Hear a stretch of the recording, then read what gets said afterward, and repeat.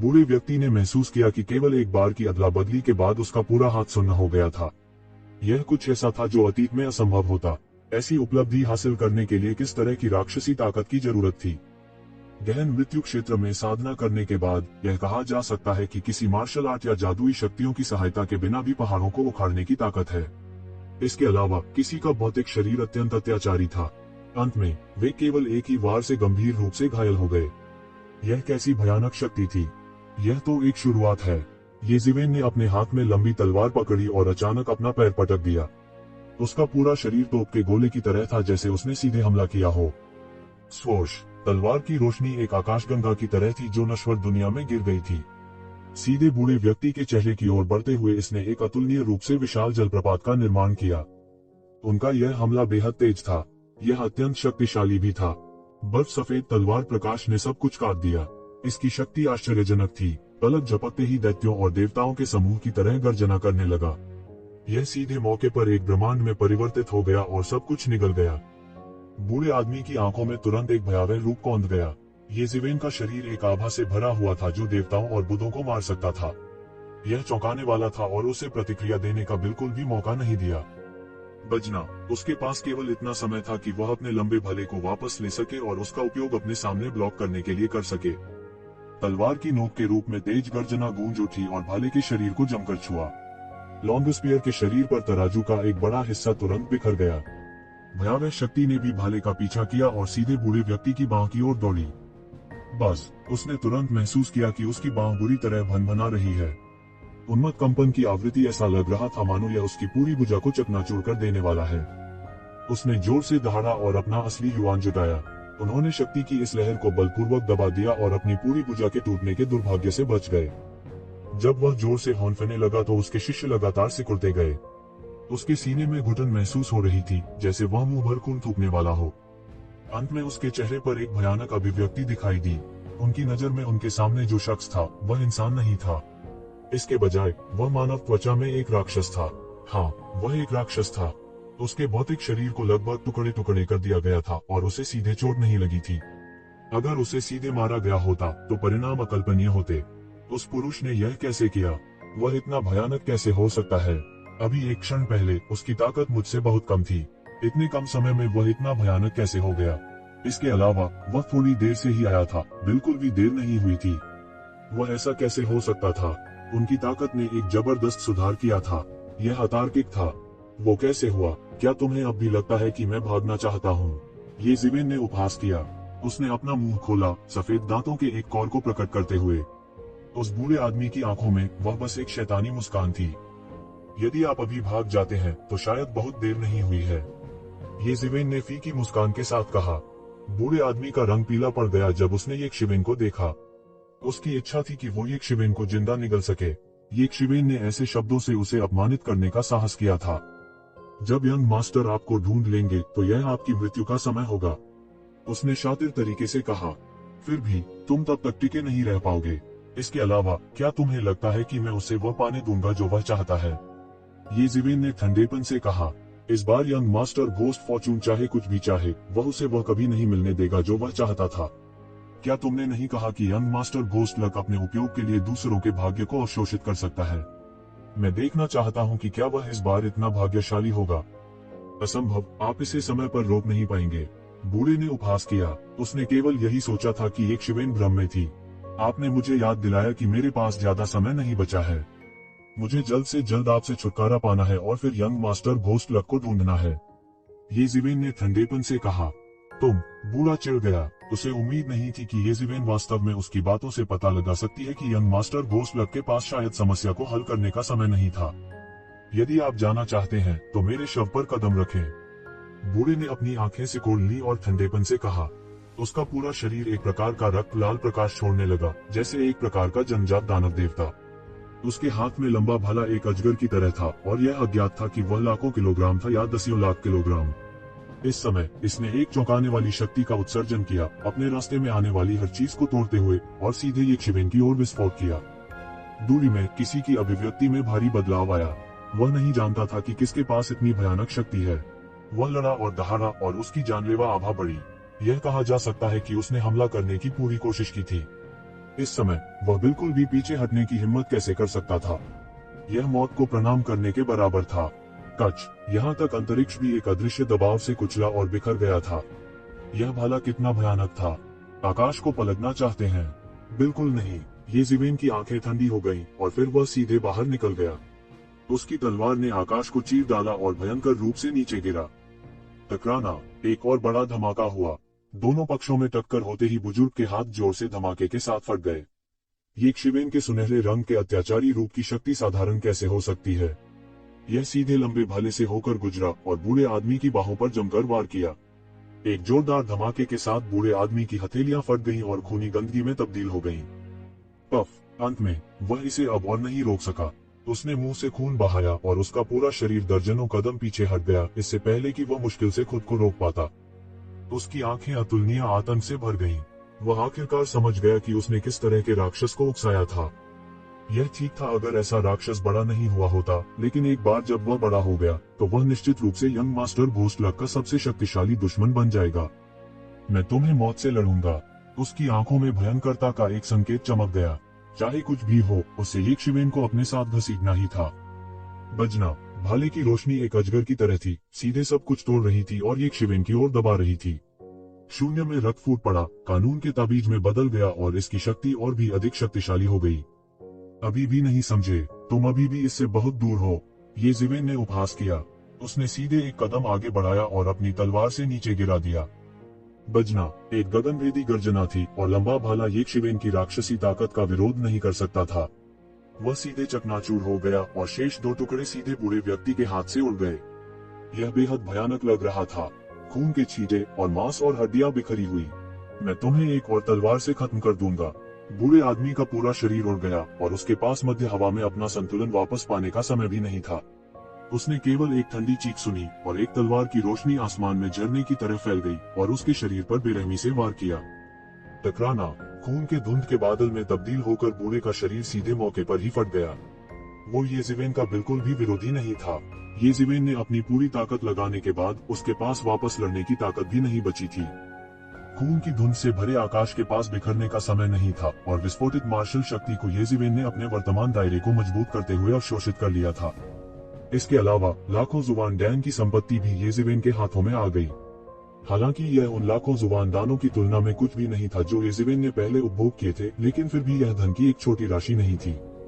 येज़ेवेन का चेहरा खुशी से खिल उठा। बूढ़े आदमी को नहीं पता था कि क्या उसने अपनी वर्तमान ताकत तक पहुंचने के लिए हजारों साल या यहाँ तक दसियों हजार साल तक खेती की थी, लेकिन येज़ेवेन अब लगभग छलांग लगा चुका था। यह पूरी तरह से बोधगम्य था कि रक्तसार को आत्मसात करने के बाद उन्होंने बहुत मेहनत की है। बेशक यह इसलिए भी था क्योंकि बूढ़ा इस दायरे में फंस गया था, लेकिन येज़ेवेन के अपने अनुमान के अनुसार अगर उसका आकस्मिक सामना नहीं हुआ और सामान्य रूप से अभ्यास किया तो इसमें कम से कम कुछ दशक लगेंगे या यहाँ तक एक कुछ 100 साल इस दायरे तक पहुँचने के लिए, लेकिन उसने हासिल करने की उम्मीद नहीं की थी रात भर। इस बार कोई भी बड़ी फसल की कल्पना कर सकता है। यह उस 20 मिलियन हुआन दान से बहुत अधिक थी जो उसने लावा आयाम में प्राप्त की थी। सबसे महत्वपूर्ण बात यह है कि भले ही येज़ेवेन ने एक ही बार में मध्यवर्ती गहन मृत्यु क्षेत्र के शिखर पर कदम रखा था, उसने इस रक्तपूल में रक्तसार का लगभग 10वां हिस्सा ही खाया था। ऐसा इसलिए था क्योंकि येज़ेवेन के शरीर की क्षमता एक साधारण मध्यवर्ती गहन मृत्यु क्षेत्र विशेषज्ञ की तुलना में कहीं अधिक थी। यदि यह एक साधारण मध्यवर्ती गहरा मृत्यु क्षेत्र विशेषज्ञ होता तो शायद उसे रक्तसार के 100वें हिस्से का उपभोग करने की आवश्यकता भी नहीं होती। आखिरकार इस रक्तसार को गहन मृत्यु क्षेत्र के ऊपर के विशेषज्ञों के दिलों से परिष्कृत किया गया था और इसकी कोई भी बूंद बाहरी दुनिया में कीमती दवाओं की तुलना में अनगिनत गुना अधिक कीमती थी। रक्तसार के इस पूल के साथ येज़ेवेन को विश्वास था कि वह थोड़े समय में एक बार में एक उच्च क्षेत्र में प्रवेश कर सकता है और यहाँ तक मिथक क्षेत्र भी असंभव नहीं हो सकता है। रक्तसार के इस पूल के साथ यह भविष्य में बहुत अधिक सुविधाजनक होगा और मैं एक ही बार में उन्नत गहन मृत्यु क्षेत्र में प्रवेश करने में सक्षम हो सकता हूँ। इसमें कुछ वर्षों से अधिक समय नहीं लगेगा और यह जीत गया अगर मैं नामलेस डाउ अकादमी में नहीं जाता तो कोई बात नहीं, येज़ेवेन ने खुशी से कहा। येज़ेवेन, तुम ऐसा नहीं सोच सकते। तुमने अभी मध्यवर्ती गहन मृत्यु अवस्था में कदम रखा है और तुम एक ही बार में गहन मृत्यु अवस्था में कदम रखना चाहते हो। इस प्रकार की नींव पर्याप्त ठोस नहीं है। यदि तुम लेजेंड स्टेज में प्रवेश करना चाहते हैं तो आपकी नींव पर्याप्त से अधिक है। हालांकि यदि आप अपने ताव को साबित करना चाहते हैं तो आपकी नींव अभी भी काफी दूर है। अतीत में बहुत सारे उत्कृष्ट लोग हुए हैं, लेकिन कुछ ही लोग अपने डीओ को साबित कर पाए हैं। दरअसल उनमें कई जीनियस हैं। दूसरी ओर ऐसे लोग नहीं हैं जो कदम दर कदम चले हैं और केवल अपने बाद के वर्षों में अपना दांव प्राप्त किया है। क्यों? अंतर आपकी नींव में है। यदि आप आगे बढ़ना चाहते हैं तो आपको किसी और की तुलना में एक मजबूत नींव बनानी होगी। आपने अभी मध्यवर्ती गहन मृत्यु क्षेत्र में कदम रखा है और आप एक ही बार में उन्नत गहन मृत्यु क्षेत्र में कदम रखना चाहते हैं। इस तरह की नींव स्थिर नहीं है और यह आपके लिए मिथक दायरे में प्रवेश करने के लिए पर्याप्त से अधिक है। हालांकि यदि आप अपने दांव को साबित करना चाहते हैं तो यह अभी भी काफी दूर है। अतीत में कितने उत्कृष्ट लोगों ने अपने दांव को सिद्ध किया है और उनमें से कितने लोगों ने अपने दांव को सिद्ध किया है। वास्तव में उनमें से कई प्रतिभाएं हैं, लेकिन उनमें से कोई भी कदम दर कदम आगे बढ़ने में सफल नहीं हुआ है और केवल अपने बाद के वर्षों में दांव को प्राप्त किया है। क्यों? तब क्या करूं? ये ज़िवेन ने पूछा। आपको पता होना चाहिए कि मेरे दुश्मन भविष्य में और मजबूत होंगे। यदि मैं शीघ्रता से नहीं बढ़ता तो मुझे डर है कि वह दिन दूर नहीं जब मैं उनके द्वारा मारा जाऊंगा। चाहे वह डिवाइन यूनियन हो या heaven wasteland hall, cloud beyond city के कई विशेषज्ञ थे। भले ही येमो की ताकत में बहुत सुधार हुआ था और वह अपनी रक्षा कर सकता था, फिर भी उसके लिए एल्डरहुआनटिंग को मारना असंभव था, जो उसके द्वारा गंभीर रूप से घायल हो गए थे। जब तक वह फिर से घोस्ट हॉट फ्लेम अरे या इमर्जेंस इमोर्टल एक्सटर्मिनेटिंग सेबर का इस्तेमाल नहीं करता, तब तक इन दोनों तरीकों की कीमत बहुत अधिक होगी। सबसे अधिक लागत प्रभावी तरीका स्वाभाविक रूप से अपनी ताकत बढ़ाने के लिए था। इसके अलावा उन्हें भविष्य में दिव्य संघ के नेता के साथ साथ एबिसल दानव मास्टर जैसे भयानक अस्तित्व का सामना करना पड़ सकता है, जो पौराणिक क्षेत्र में एक अजेय किंवदंती थी। भले ही उसने घोस्ट हॉट फ्लेम एरे का इस्तेमाल किया हो, फिर भी वह उनके लिए मैच नहीं होगा। ये मामले उनके सिर पर लटकी एक तेज तलवार की तरह थे, जो उन्हें लगातार याद दिलाते थे कि ये लोग कभी भी उनकी जान ले सकते हैं। इसलिए उन्होंने एक पल के लिए भी आराम करने की हिम्मत नहीं की। अधिकांश साधकों के लिए समय को पर्याप्त कहा जा सकता है, लेकिन इसे अपर्याप्त भी कहा जा सकता है। भले ही वह एक इंसान था, उसके पास अभी भी कम से कम 8000 से 9000 साल का जीवन बाकी था। अपनी वर्तमान नींव को देखते हुए भले ही उन्होंने कदम दर कदम खेती की, उन्हें विश्वास था कि वह कुछ हजार वर्षों में ईश्वरीय संघ के नेता की तरह एक अजेय व्यक्ति बन सकते हैं। हालांकि तब तक बहुत देर हो चुकी होगी। कौन जानता था कि ईश्वरीय संघ का नेता या रसातल दानव मास्टर कितना शक्तिशाली हो जाएगा। उसके पास बर्बाद करने के लिए इतना समय नहीं था। इसके अलावा आधार यह था कि वह कुछ हजार वर्षों तक इन शक्तिशाली और भयानक विशेषज्ञों के हाथों में कदम दर कदम खेती कर सकता था। इन मामलों ने उन्हें थोड़ा थोड़ा करके अपनी खुद की खेती पर ध्यान केंद्रित करने के लिए मजबूर किया। उसने एक पल के लिए भी आराम करने की हिम्मत नहीं की। चिंता मत करो, येमो ने कहा। लालची होना और उतावलेपन से आगे बढ़ना तुम्हारी शैली नहीं है। हालांकि आम लोग सोचते हैं कि आप तेजी से आगे बढ़ रहे हैं, लेकिन आपने हमेशा अपनी प्रगति को नियंत्रित किया है और एक बहुत ही ठोस नींव का निर्माण किया है। यह केवल मेरी आवश्यकताओं के अनुसार है। यदि आप एक साधारण व्यक्ति होते तो आपको ऐसे ठोस आधार की आवश्यकता नहीं होती। हो सकता है कि आपका बेटा अब तक पौराणिक क्षेत्र में प्रवेश कर चुका हो।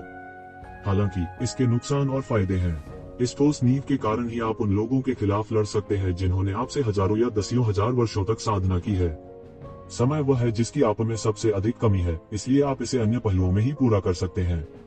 इस सफलता को मजबूत करने के लिए बेहतर होगा कि आप कुछ और साल बिताएं। अन्यथा यदि आप फिर से टूटते हैं तो मुझे डर है कि यह आपके भविष्य की खेती की नींव को प्रभावित करेगा। कुछ चीजों को जल्दी नहीं किया जा सकता। ये ज़िवेन एक पल के लिए चुप रही। ऐसा नहीं था कि वह नहीं जानता था कि येमो ने क्या कहा था। वास्तव में वह इसके बारे में बहुत स्पष्ट थे। यह सिर्फ इतना था कि मौजूदा स्थिति ने उन्हें चीजों को कदम दर कदम करने का अवसर नहीं दिया। इसके बजाय इसने उसे तीव्र गति से आगे बढ़ने के लिए मजबूर किया। यह तेज गति से दौड़ने वाले व्यक्ति की तरह था। अगर वह थोड़ा भी धीमा होता तो एक बड़ा भेड़िया उसे पीछे से काट लेता। ये ज़िवेन को अभी ऐसा ही लग रहा था। उसने एक क्षण के लिए भी रुकने का साहस नहीं किया। यह आपके लिए सबसे अच्छा है कि आप अपनी साधना को मजबूत करें। हालांकि आपके लिए अपनी लड़ने की ताकत में सुधार करना असंभव नहीं है, येमो ने कहा। क्या है वह? जैसे ही उसने पूछा, ये ज़िवेन की आंखें चमक उठी। अपनी साधना में प्रगति न कर पाना उसके लिए कोई बड़ी समस्या नहीं थी।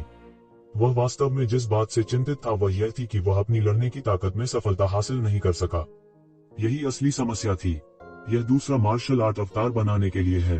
अपनी वर्तमान ताकत के साथ आप पहले से ही इंटरमीडिएट प्रोफाउंड डेथ स्टेज के भीतर अजेय हैं।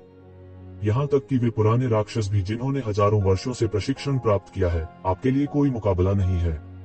अगर आप फिस्ट आर्ट्स अवतार के साथ मिल जाते हैं तो आप जून डिंगटियन जैसे किसी व्यक्ति को हराने में भी सक्षम होंगे। यहाँ तक आप एडवांस प्रोफाउंड डेथ स्टेज के विशेषज्ञों से बचने में भी सक्षम होंगे। आपको एल्डर हुआन टीम से बचने के लिए इतनी बड़ी कीमत चुकाने की आवश्यकता नहीं होगी, ये मो ने धीरे से कहा। हालांकि यदि आप एक दूसरे मार्शल आर्ट अवतार के साथ विलय कर लेते हैं तो आपकी ताकत पूरी तरह से लेट प्रोफाउंड डेथ स्टेज की बाधा को तोड़ देगी। वास्तव में आप देर से आने वाले गहन मृत्यु चरण विशेषज्ञ की बराबरी करने में भी सक्षम हो सकते हैं। हालांकि अगर आपका प्रतिद्वंदी भी मार्शल आर्ट अवतार को संघनित करता है तो आप उनका मुकाबला नहीं कर पाएंगे। यह सुनकर ये शिवेन बहुत खुश हुई। वह दूसरे मार्शल डाओ अवतार की शक्ति के बारे में बहुत कम जानता था क्योंकि उसे अभी तक दूसरे मार्शल डाओ अवतार की निंदा करनी थी। वह हैरान था कि दूसरा मार्शल डाओ अवतार उसे एक ऐसे दुश्मन को हराने की अनुमति दे सकता है जो उससे ऊंचा एक संपूर्ण क्षेत्र था। ऐसी युद्ध शक्ति उसकी अपेक्षाओं से पूरी तरह परे थी। जहां तक संभावना की बात है कि उनके प्रतिद्वंदी ने भी मार्शल आर्ट अवतार की निंदा की थी तो वह इसके बारे में कुछ नहीं कर सकते थे। हालांकि ऐसे कितने लोग थे जो लोग एक मार्शल आर्ट अवतार को संक्षिप्त कर सकते थे, वे अत्यंत दुर्लभ थे। इस पद्धति के माध्यम से भले ही उसका साधना स्तर नहीं बढ़ा हो, उसकी लड़ने की शक्ति थोड़े समय में आश्चर्यजनक रूप से बढ़ जाएगी। यह उसे और भी अधिक शक्तिशाली शत्रुओं को हराने में मदद करने के लिए पर्याप्त था। साथ ही यह उनकी मौजूदा नींव को प्रभावित नहीं करेगा। ऐसा कहा जा सकता है कि एक मार्शल आर्ट अवतार का संक्षेपण आकाश को चुनौती देता है और किसी की किस्मत को बदल देता है। कोई नहीं जानता था कि इस तकनीक को किसने बनाया, लेकिन यह वाकई भयानक थी। हालांकि आपको एक बात के बारे में स्पष्ट होना होगा कि समय में दो मार्शल आर्ट अवतारों का उपयोग करने के लिए आवश्यक ऊर्जा को एक मार्शल आर्ट अवतार के साथ विलय करने के लिए आवश्यक ऊर्जा से कई गुना अधिक कहा जा सकता है। यदि आप सावधान नहीं हैं, तो आप दिवालिया हो जाएंगे। आपके पास पर्याप्त हुआन कोर भी नहीं होंगे, ये मो ने कहा। ये शिवेन ने सांस छोड़ी और शांत हो गई।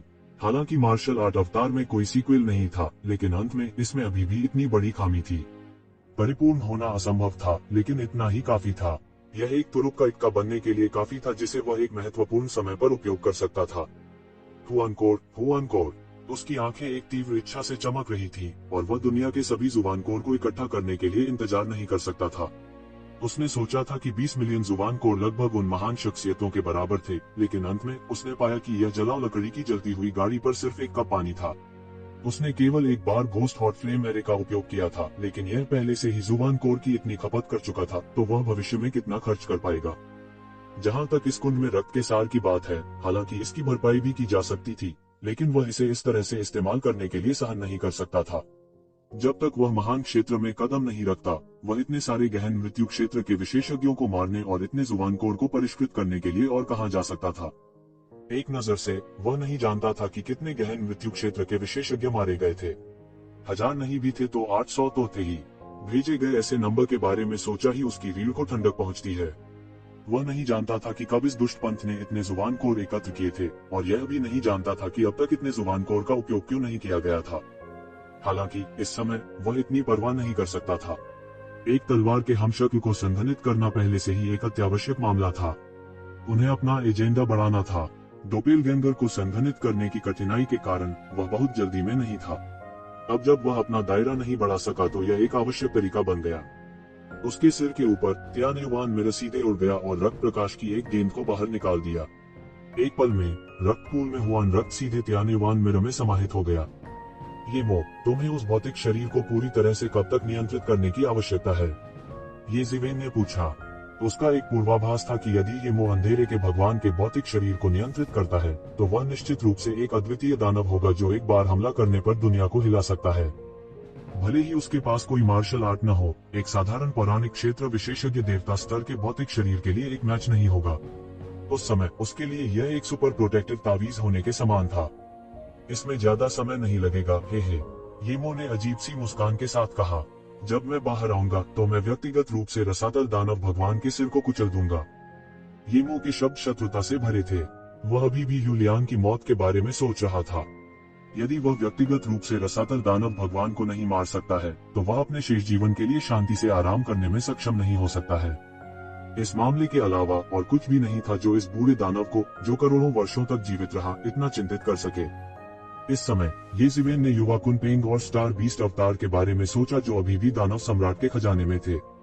जब वह अपने चरम पर था तो स्टार बीस्ट अवतार एक दंश में लगभग पूरी दुनिया को निगल सकता था। ट्रू मार्शल स्कूल अतीत में अतुलनीय रूप से समृद्ध था और उनके पास ट्रू मार्शल स्टोन तलवार जैसा एक महान हथियार भी था। हालांकि यहाँ तक उन्होंने मना कर दिया था और मुश्किल से ही इसे सील कर पाए थे। कोई सोच सकता है कि यह कितना भयानक था। वे दोनों प्राचीन क्रूर जानवर थे, लेकिन चालाक स्टार जानवर की तुलना में मंदिर के बाहर रेत भक्षण करने वाला स्वर्ग निगलने वाला जानवर सिर्फ एक अपरिपक्व बालों वाली गुड़िया थी। युवा कुनपेंग भी थे। उसे नहीं पता था कि जिस तरह से उसने इसे खोला उसमें क्या गलत था। कुनपेंग, जो अनगिनत वर्षों से प्रसिद्ध था और शीर्ष 10 शातिर जानवरों का नेता था, वास्तव में उसके द्वारा एक खाने के शौकीन के रूप में उठाया गया था। हर बार जब वह उस गोल लुढ़कते शरीर के बारे में सोचता तो उसे समझ नहीं आता था कि वह हंसे या रोए। अगर बूढ़े कुनपेंग को इसके बारे में पता होता तो वह शायद उसे मौके पर ही मारने के लिए जुबान वर्ल्ड में आ जाता। कुनपेंग वंश कभी दुनिया में अपराजेय था। पुराने कुनपेंग ने अंडे देने और बेहद कमजोर होने के बाद भी जियुयंग कबीले की पैतृक भूमि को लगभग उखाड़ दिया। कोई सोच सकता है कि यह कितना भयंकर था। उसे शर्मिंदगी महसूस हुई कि उसने इतने भयंकर शातिर जानवर को एक भक्षक बना दिया। वह नहीं जानता था कि जिस तरह से उसने उसे खोला था वह गलत था, या जिस तरह से उसने उसे उठाया था वह गलत था, या कुनपेंग वास्तव में खाने का शौकीन था जब वह छोटा था। वैसे भी उससे पहले किसी ने भी कभी किसी जंगली कुनपेंग को जीवित पकड़कर नहीं उठाया था। इस तरह का प्राचीन शातिर जानवर, भले ही यह अपने सबसे कमजोर रूप में था, यह कुछ ऐसा नहीं था जिसे आम लोग भड़का सके। कई लोगों की नजर में जियुयंग दानव राजा की बाघ के मुंह से दांत निकालने की कार्रवाई मौत की तलाश से अलग नहीं थी। उन्हें कुनपेंग का पहला गुरु माना जा सकता है। इससे पहले कोई भी सफल नहीं हुआ था। कोई नहीं जानता था कि कुनपेंग जब छोटा था तब कैसा था। लोगों ने जितने भी कुनपेंग देखे थे वे बड़े होने के बाद एक भूत में आसमान को निगल सकते थे।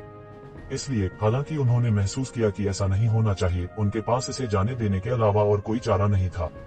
अब सबसे महत्वपूर्ण बात यंग मास्टर गुइयुन को ढूंढना है। वह चाहे जो भी चाहे, मुझे उसे सफल नहीं होने देना चाहिए।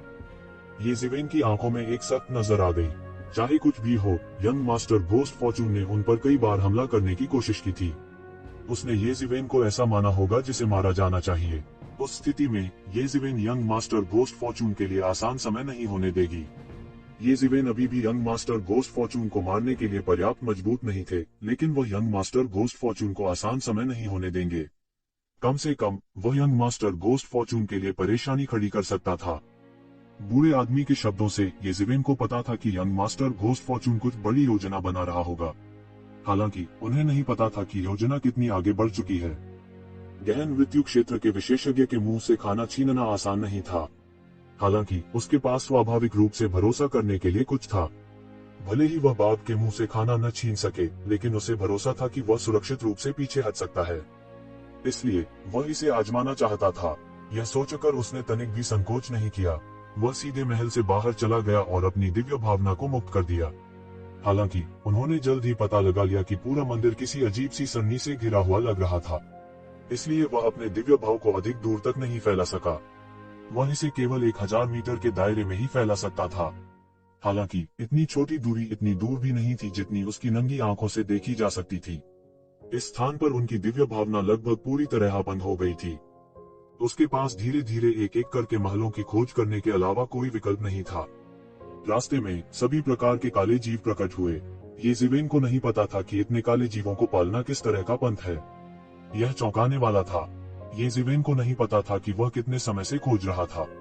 उन्हें रास्ते में विभिन्न जातियों के कई विशेषज्ञों का सामना करना पड़ा था।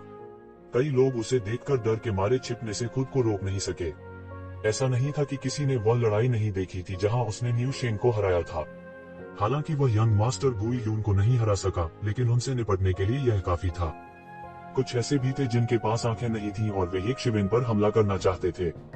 हालांकि वे कुछ ही चालों में ये जिवेन से हार गए। अचानक ये शिवेन ने एक हंगामा सुना। उसने मुड़कर देखा तो 10 लोगों के 2 समूह आमने सामने खड़े थे। एक तरफ बाई जियानशिंग, युनरो और ये शान थे जिनसे वह अभी मिला था। दूसरी ओर 7 शूरवीर थे। 7 शूरवीरों में से प्रत्येक क्रूर लग रहा था। ये जिवेन नहीं जानते थे कि वे किस कबीले से थे, लेकिन वे बहुत भयानक लग रहे थे। सबसे महत्वपूर्ण बात यह है कि 7 शूरवीरों में सबसे कमजोर वास्तव में प्रारंभिक गंभीर मृत्यु अवस्था में था। उनका नेता एक शक्तिशाली अस्तित्व था जो पहले से ही मध्यवर्ती गहन मृत्यु चरण के शिखर पर पहुंच चुका था। वह पहले से बूढ़े से कमतर नहीं था। बाई जियानशिंग, पुण्यवान फल को आज्ञाकारी रूप से सौंप दे और हम आपकी लाश को वैसे ही छोड़ देंगे। 7 शूरवीरों में से उनमें से एक ने अपने घोड़े को आगे बढ़ने का आग्रह करते हुए भयावह रूप से हंसा। घृणित, आप लोगों ने वास्तव में हमारा पीछा करने के लिए भाई बाई की सफलता का लाभ उठाया। युनरो ने गुस्से में फटकार लगाए। छोटी लड़की, ज्यादा अहंकारी मत बनो। जब हम भाई जियानशिंग और इस बवुआ को मार देंगे तो मैं आपको बता दूंगा कि एक असली आदमी क्या होता है। शूरवीर भद्दे ढंग से हंसा और चिढ़ गया।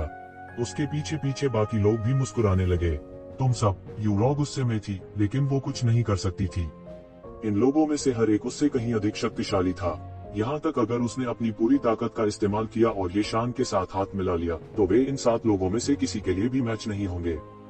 यदि बाई जियानशिंग अभी भी यहाँ होती तो कोई रास्ता हो सकता था। हालांकि बाई जियानशिंग वर्तमान में एक सफलता के बीच में थी और अपने शरीर को बिल्कुल भी हिला नहीं सकती थी, नहीं तो उसका पूरा शरीर मौके पर ही फट सकता है। बाई जियानशिंग सफलता के बीच में है। क्या ऐसा हो सकता है कि उसकी दाव की चोट पहले ही ठीक हो गई है? ये ज़िवेन कुछ हैरान थी। हालांकि उसने बाई जियानशिंग की ताकत नहीं देखी थी, फिर भी वह थोड़ी सी आभा से बता सकता था कि उसने खुलासा किया था कि वह एक साधारण व्यक्ति नहीं था। बाई जियानशिंग ने 1000 साल पहले ही पूरी हुआन दुनिया को हिला दिया था। यदि उसकी दाव चोट के लिए नहीं तो वह शायद अब एक अतुलनीय शक्तिशाली अस्तित्व होगा। उसकी दाव चोट के अस्तित्व के कारण चाहे उसने कितने भी खजाने खा लिए हो या वह कितना भी प्रतिभाशाली क्यों न हो, यह बेकार था। अब जब वह टूट चुका था तो केवल एक ही संभावना थी। उसके शरीर पर दाव की चोट पहले ही ठीक हो चुकी थी। ये ज़िवेन इस बात से बहुत खुश थी। भले ही यह व्यक्तिगत दृष्टिकोण से हो या मानव जाति के दृष्टिकोण से, यह बहुत अच्छी बात थी कि उनकी दाव चोट ठीक हो गई थी। ओल्ड 7, उसके साथ समय बर्बाद मत करो बाई जियानशिंग। यदि आप पुण्यवान फल नहीं देते हैं तो मुझे असभ्य होने का दोष न दे। 7 घुड़सवारों का नेता, जो एक बैंगनी क्रूर जानवर की सवारी कर रहा था, जिसने गड़गड़ाहट की शक्ति को छोड़ दिया, आगे बढ़ा और हल्के से कहा। अचानक उसने अपनी आंखें खोली और गुस्से से देखा। वह चिल्लाया, तुमने वास्तव में पुण्यवान फल निगल लिया है। धिक्कार है, ऐसा लगता है कि तुमने इसे लंबे समय से नहीं निगला है। भाइयों, इसे मेरे लिए पकड़ लो। मैं इसे दवा की भट्टी में डाल दूंगा और इसे एक जीवित मानव दवा में बदल दूंगा। मैं पुण्यवान फल की औषधीय शक्ति को उसके शरीर से बाहर कर दूंगा। खूनी लुटेरों के साथ अश्वारोही, तुम्हें इतना आक्रामक क्यों होना पड़ता है? हम मनुष्यों के साथ छलावा नहीं करना है। भले ही तुम्हारे पास अमर फल हो, यह बेकार है। भाई बाई के लिए जीवन रक्षक दवा है, लेकिन यह आपके किसी काम की नहीं होनी चाहिए। आपको इतना शत्रुतापूर्ण व्यवहार क्यों करना पड़ता है? ये शान ने खुद को शांत करने के लिए मजबूर किया और आगे बढ़ते हुए कहा। ये शान और यूनरो दोनों एक ग्रीन हाउस में अच्छी तरह से संरक्षित फूल थे। अतीत में बाई जियानशिंग हर चीज की प्रभारी थी, इसलिए उसे स्वाभाविक रूप से इतनी अधिक देखभाल करने की आवश्यकता नहीं थी। लेकिन अब बाई जियानशिंग बिल्कुल भी हिलडुल नहीं सकती थी। वह यहाँ अकेला आदमी था, इसलिए उसके पास आगे बढ़कर कहने के अलावा कोई चारा नहीं था। दूसरों के लिए पुण्यवान फल बेकार हो सकता है। अगर यह कोई और होता तो शायद मुझे आपसे डील नहीं करनी पड़ती। आखिरकार मानव जाति के साथ खिलवाड़ नहीं किया जाना चाहिए। मैं जरूरी नहीं कि आपका दुश्मन बनना चाहता हूँ। हालांकि मैं इस पुण्यवान फल को पाने के लिए दृढ़ संकल्पित हूँ। मैं आपको यह बताने से नहीं डरता कि मुझे भी दाव चोट लगी है। आपको पता होना चाहिए कि दाव की चोट का एक योद्धा के लिए क्या मतलब होता है। अब क्या तुम अब भी सोचते हो कि मैं तुम्हें जाने दूंगा? ब्लड पायरेट्स के 7 हॉर्समैन के नेता ने आगे बढ़कर उदासीनता से कहा। उसकी आंखें भेड़िए की तरह अतुलनीय रूप से भयंकर थीं। जिस किसी ने भी उसे देखा, उसे रीढ़ की हड्डी में ठंडक महसूस हुई। क्या आपको भी दाव चोट लगी है? ये शान अचानक निराशा में पड़ गया। यद्यपि मानव जाति को दानव जाति द्वारा बुरी तरह से दबा दिया गया था, फिर भी रक्त समुद्री लुटेरों के 7 घुड़सवारों की तुलना उनसे नहीं की जा सकती थी। यदि मानव जाति वास्तव में क्रुद्ध थी तो वे उन्हें पूरी तरह से नष्ट करने के लिए बड़ी संख्या में विशेषज्ञों को भेजेंगे। हालांकि यह सामान्य परिस्थितियों में था। हालांकि दाव की चोट किसी योद्धा की जान नहीं ले सकती, लेकिन यह मौत से भी ज्यादा भयानक थी। ऐसा इसलिए था क्योंकि वे अपने पूरे जीवन में कोई प्रगति नहीं कर पाएंगे। यह मौत की सजा दिए जाने से अलग नहीं था। कुछ भी जो दाव की चोटों को ठीक कर सकता है, इन लोगों को पागल कर देगा। उदाहरण के लिए बाई जियानशिंग को स्पष्ट रूप से पता था कि वह यंग मास्टर गुई यून द्वारा पहचाना जा सकता है और वह उसके द्वारा मारा जा सकता है, लेकिन वह अभी भी हार नहीं मानना था, बल्कि वह एक बड़ा जोखिम उठाएगा और बाई जियानशिंग की खोज के लिए वापस आएगा। क्यों? यह इस दाव चोट के कारण था। इसलिए खूनी डाकुओं के 7 घुड़सवारों ने उन्हें जाने नहीं दिया। यदि बाई जियानशिंग ने पुण्यवान फल नहीं निगला होता तो सब कुछ ठीक हो जाता। यदि वह पुण्यवान फल सौंपता है तो वह अपना जीवन बचाने में सक्षम हो सकता है। हालांकि पुण्यवान फल पहले ही निगल लिया गया था। रक्त लुटेरों के 7 घुड़सवारों की निर्ममता को देखते हुए उनके लिए एक जीवित व्यक्ति को मानव औषधि में परिष्कृत करना असंभव नहीं था। नहीं, कहना चाहिए कि करेंगे जरूर। हाँ, मुझे भी दाव चोट लगी है, इसलिए मैं इस पुण्यवान फल को कभी नहीं छोड़ूंगा। ब्लड पायरेट्स के 7 हॉर्समैन के नेता ने बहुत ही अजीब आवाज में कहा, तुम्हें आज्ञाकारी होना चाहिए और अपने रास्ते पर जाना चाहिए। ओल्ड 7, जाओ और उन्हें उनके रास्ते पर भेज दो। ब्लड पायरेट्स के 7 हॉर्समैन के नेता ने उन्हें ठंडी नजर से देखा, जैसे वह किसी मृत व्यक्ति को देख रहे हों। उनकी आंखों में जरा सा भी उतार चढ़ाव नहीं था। कोई बात नहीं बॉस, बस मुझे देखते रहो। ब्लड पायरेट्स के 7 हॉर्समैन के नेता ने अपने घोड़े को आगे बढ़ाया। उसके हाथ में अचानक एक लंबा भाला आ गया। उन्होंने दूर से ही इसका सामना किया और वास्तव में शक्ति जमा कर रहे थे। वह हमला करने की जल्दी में नहीं था।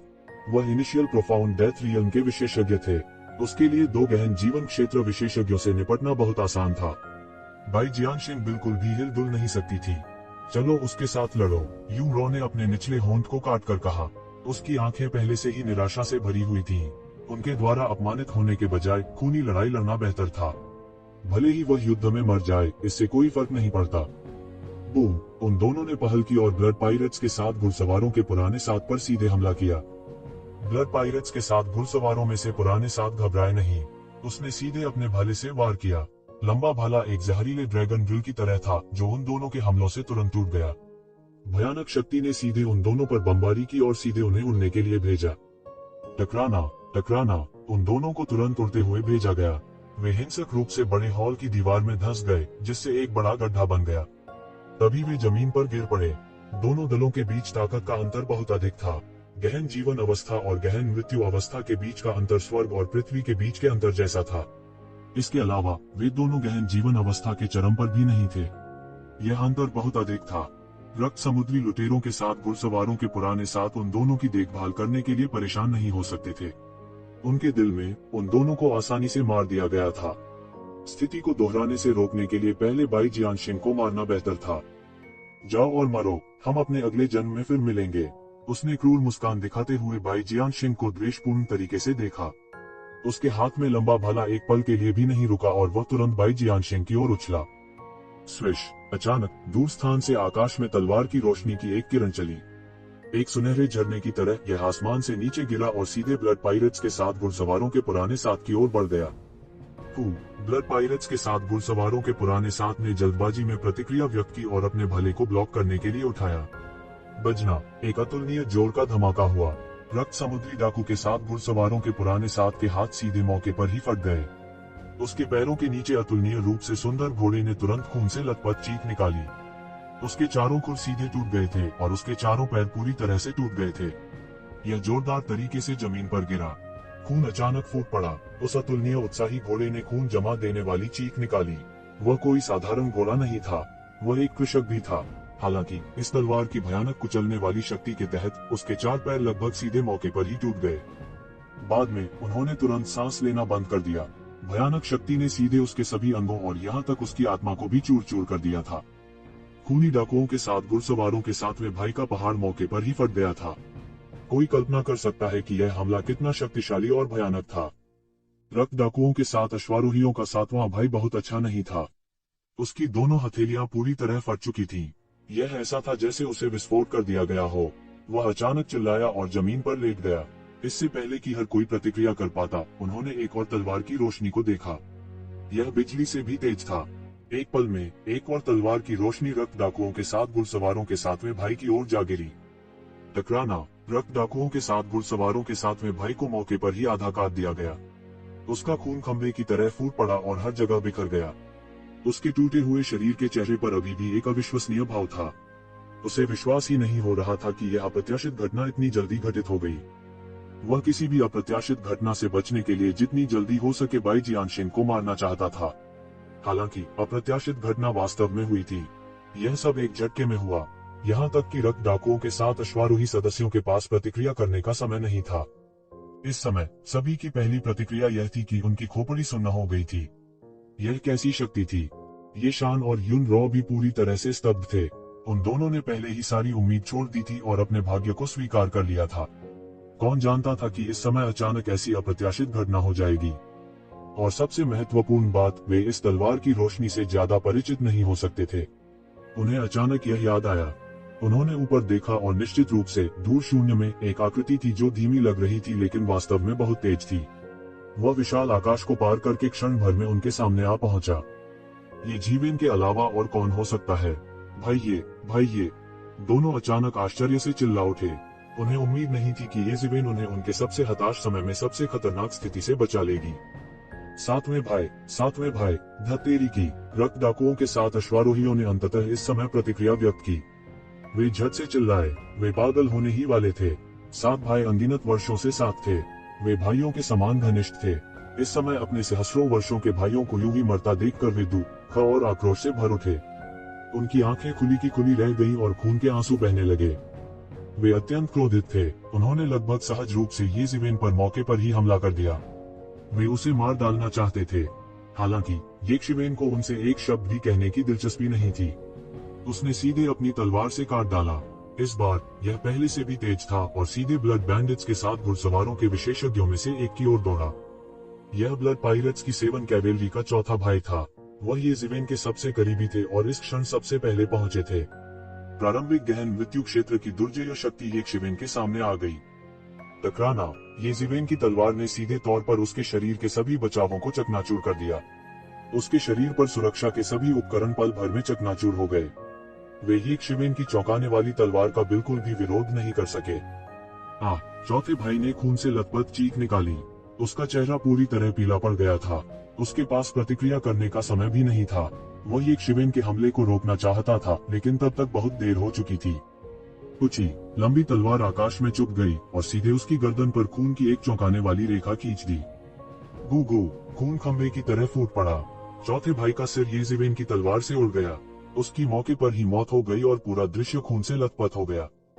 येशिवेन द्वारा भेजे गए सिर का चेहरा अंतहीन भय से भरा हुआ था।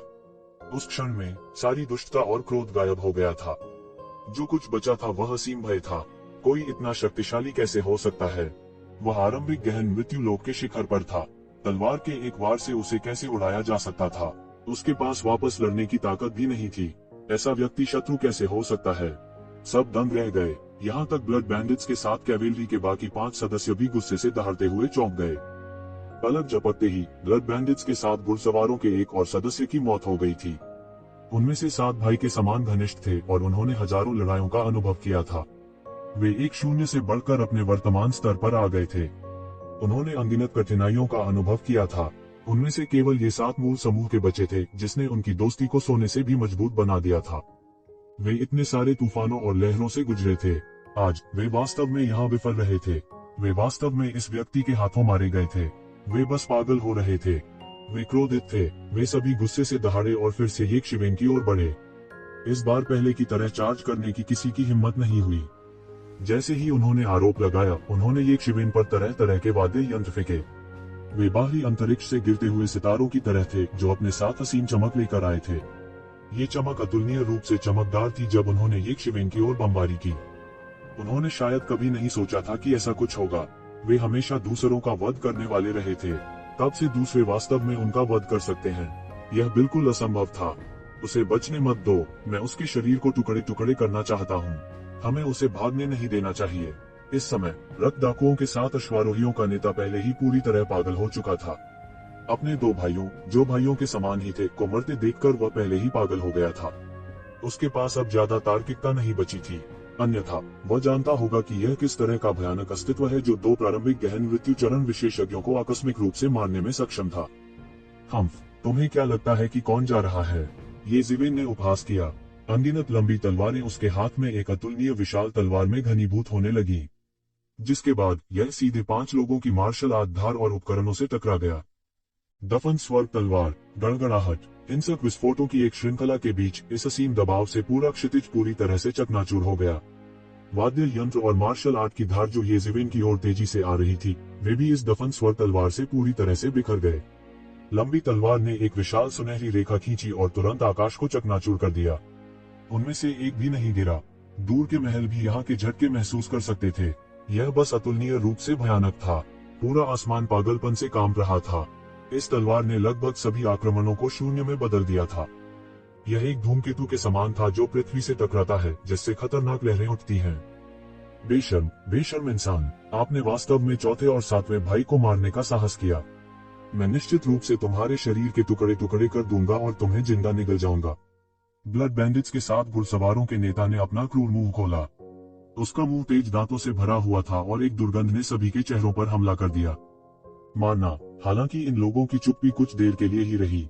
उन्होंने तुरंत प्रतिक्रिया दी और अपनी पूरी ताकत के साथ येशिवेन की ओर दौड़े।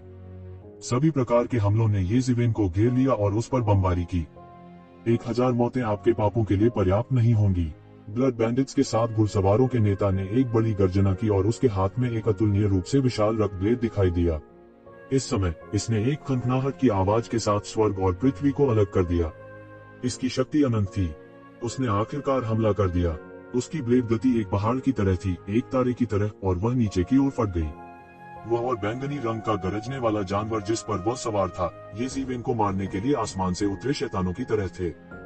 इस समय वह एक डाकू की तरह नहीं लग रहा था जो कई वर्षों से परेशान कर रहा था। इसके विपरीत वह अंतहीन शक्ति वाले एक जनरल की तरह दिखते थे। शुआ, कृपाण प्रकाश में रक्त क्यूई ने आकाश और पृथ्वी को ढांक दिया। एक विशाल असुर युद्ध क्षेत्र में बदल गया।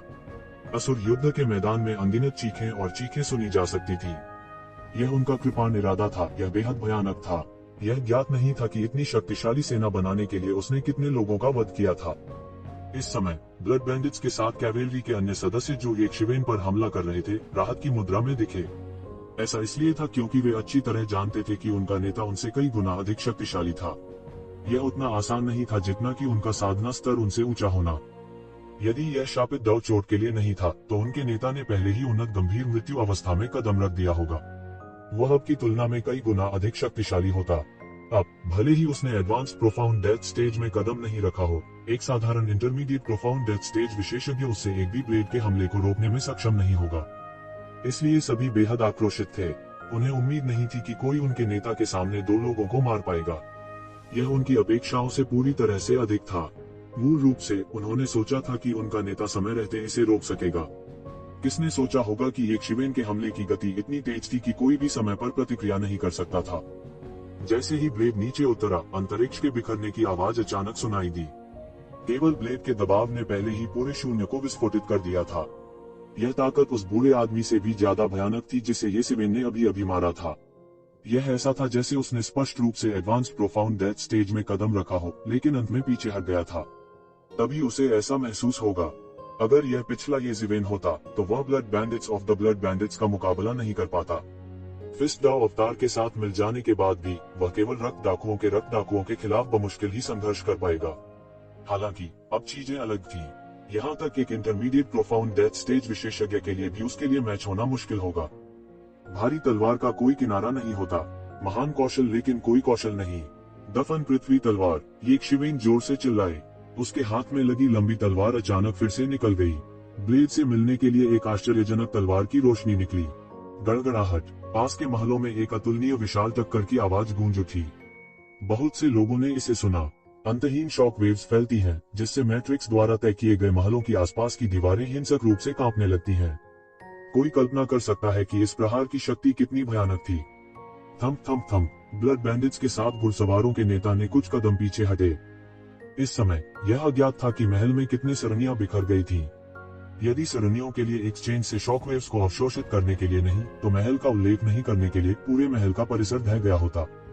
यह 2 भयानक गहन मृत्यु अवस्था विशेषज्ञों के बीच आदान प्रदान से शॉकवेव थी। Thump thump thump. Blood bandits के 7 कैवेलरीमैन का बॉस कुछ कदम पीछे हट गया, इससे पहले कि वह खुद को रोकने और अपने पैरों से बल को उतारने में कामयाब होता। जिस पर्पल थंडर बीस्ट पर वह सवार था, वह बिना रुके दहाड़ रहा था और उसके पैर कांप रहे थे। अभी अभी हुई टक्कर में उसके शरीर में सारी शक्ति समा गई थी और उसका पैर उसी जगह पर लगभग टूट गया था जिस घोड़े पर वह सवार था। दूसरी ओर येशिवेन का शरीर बिल्कुल भी नहीं हिला।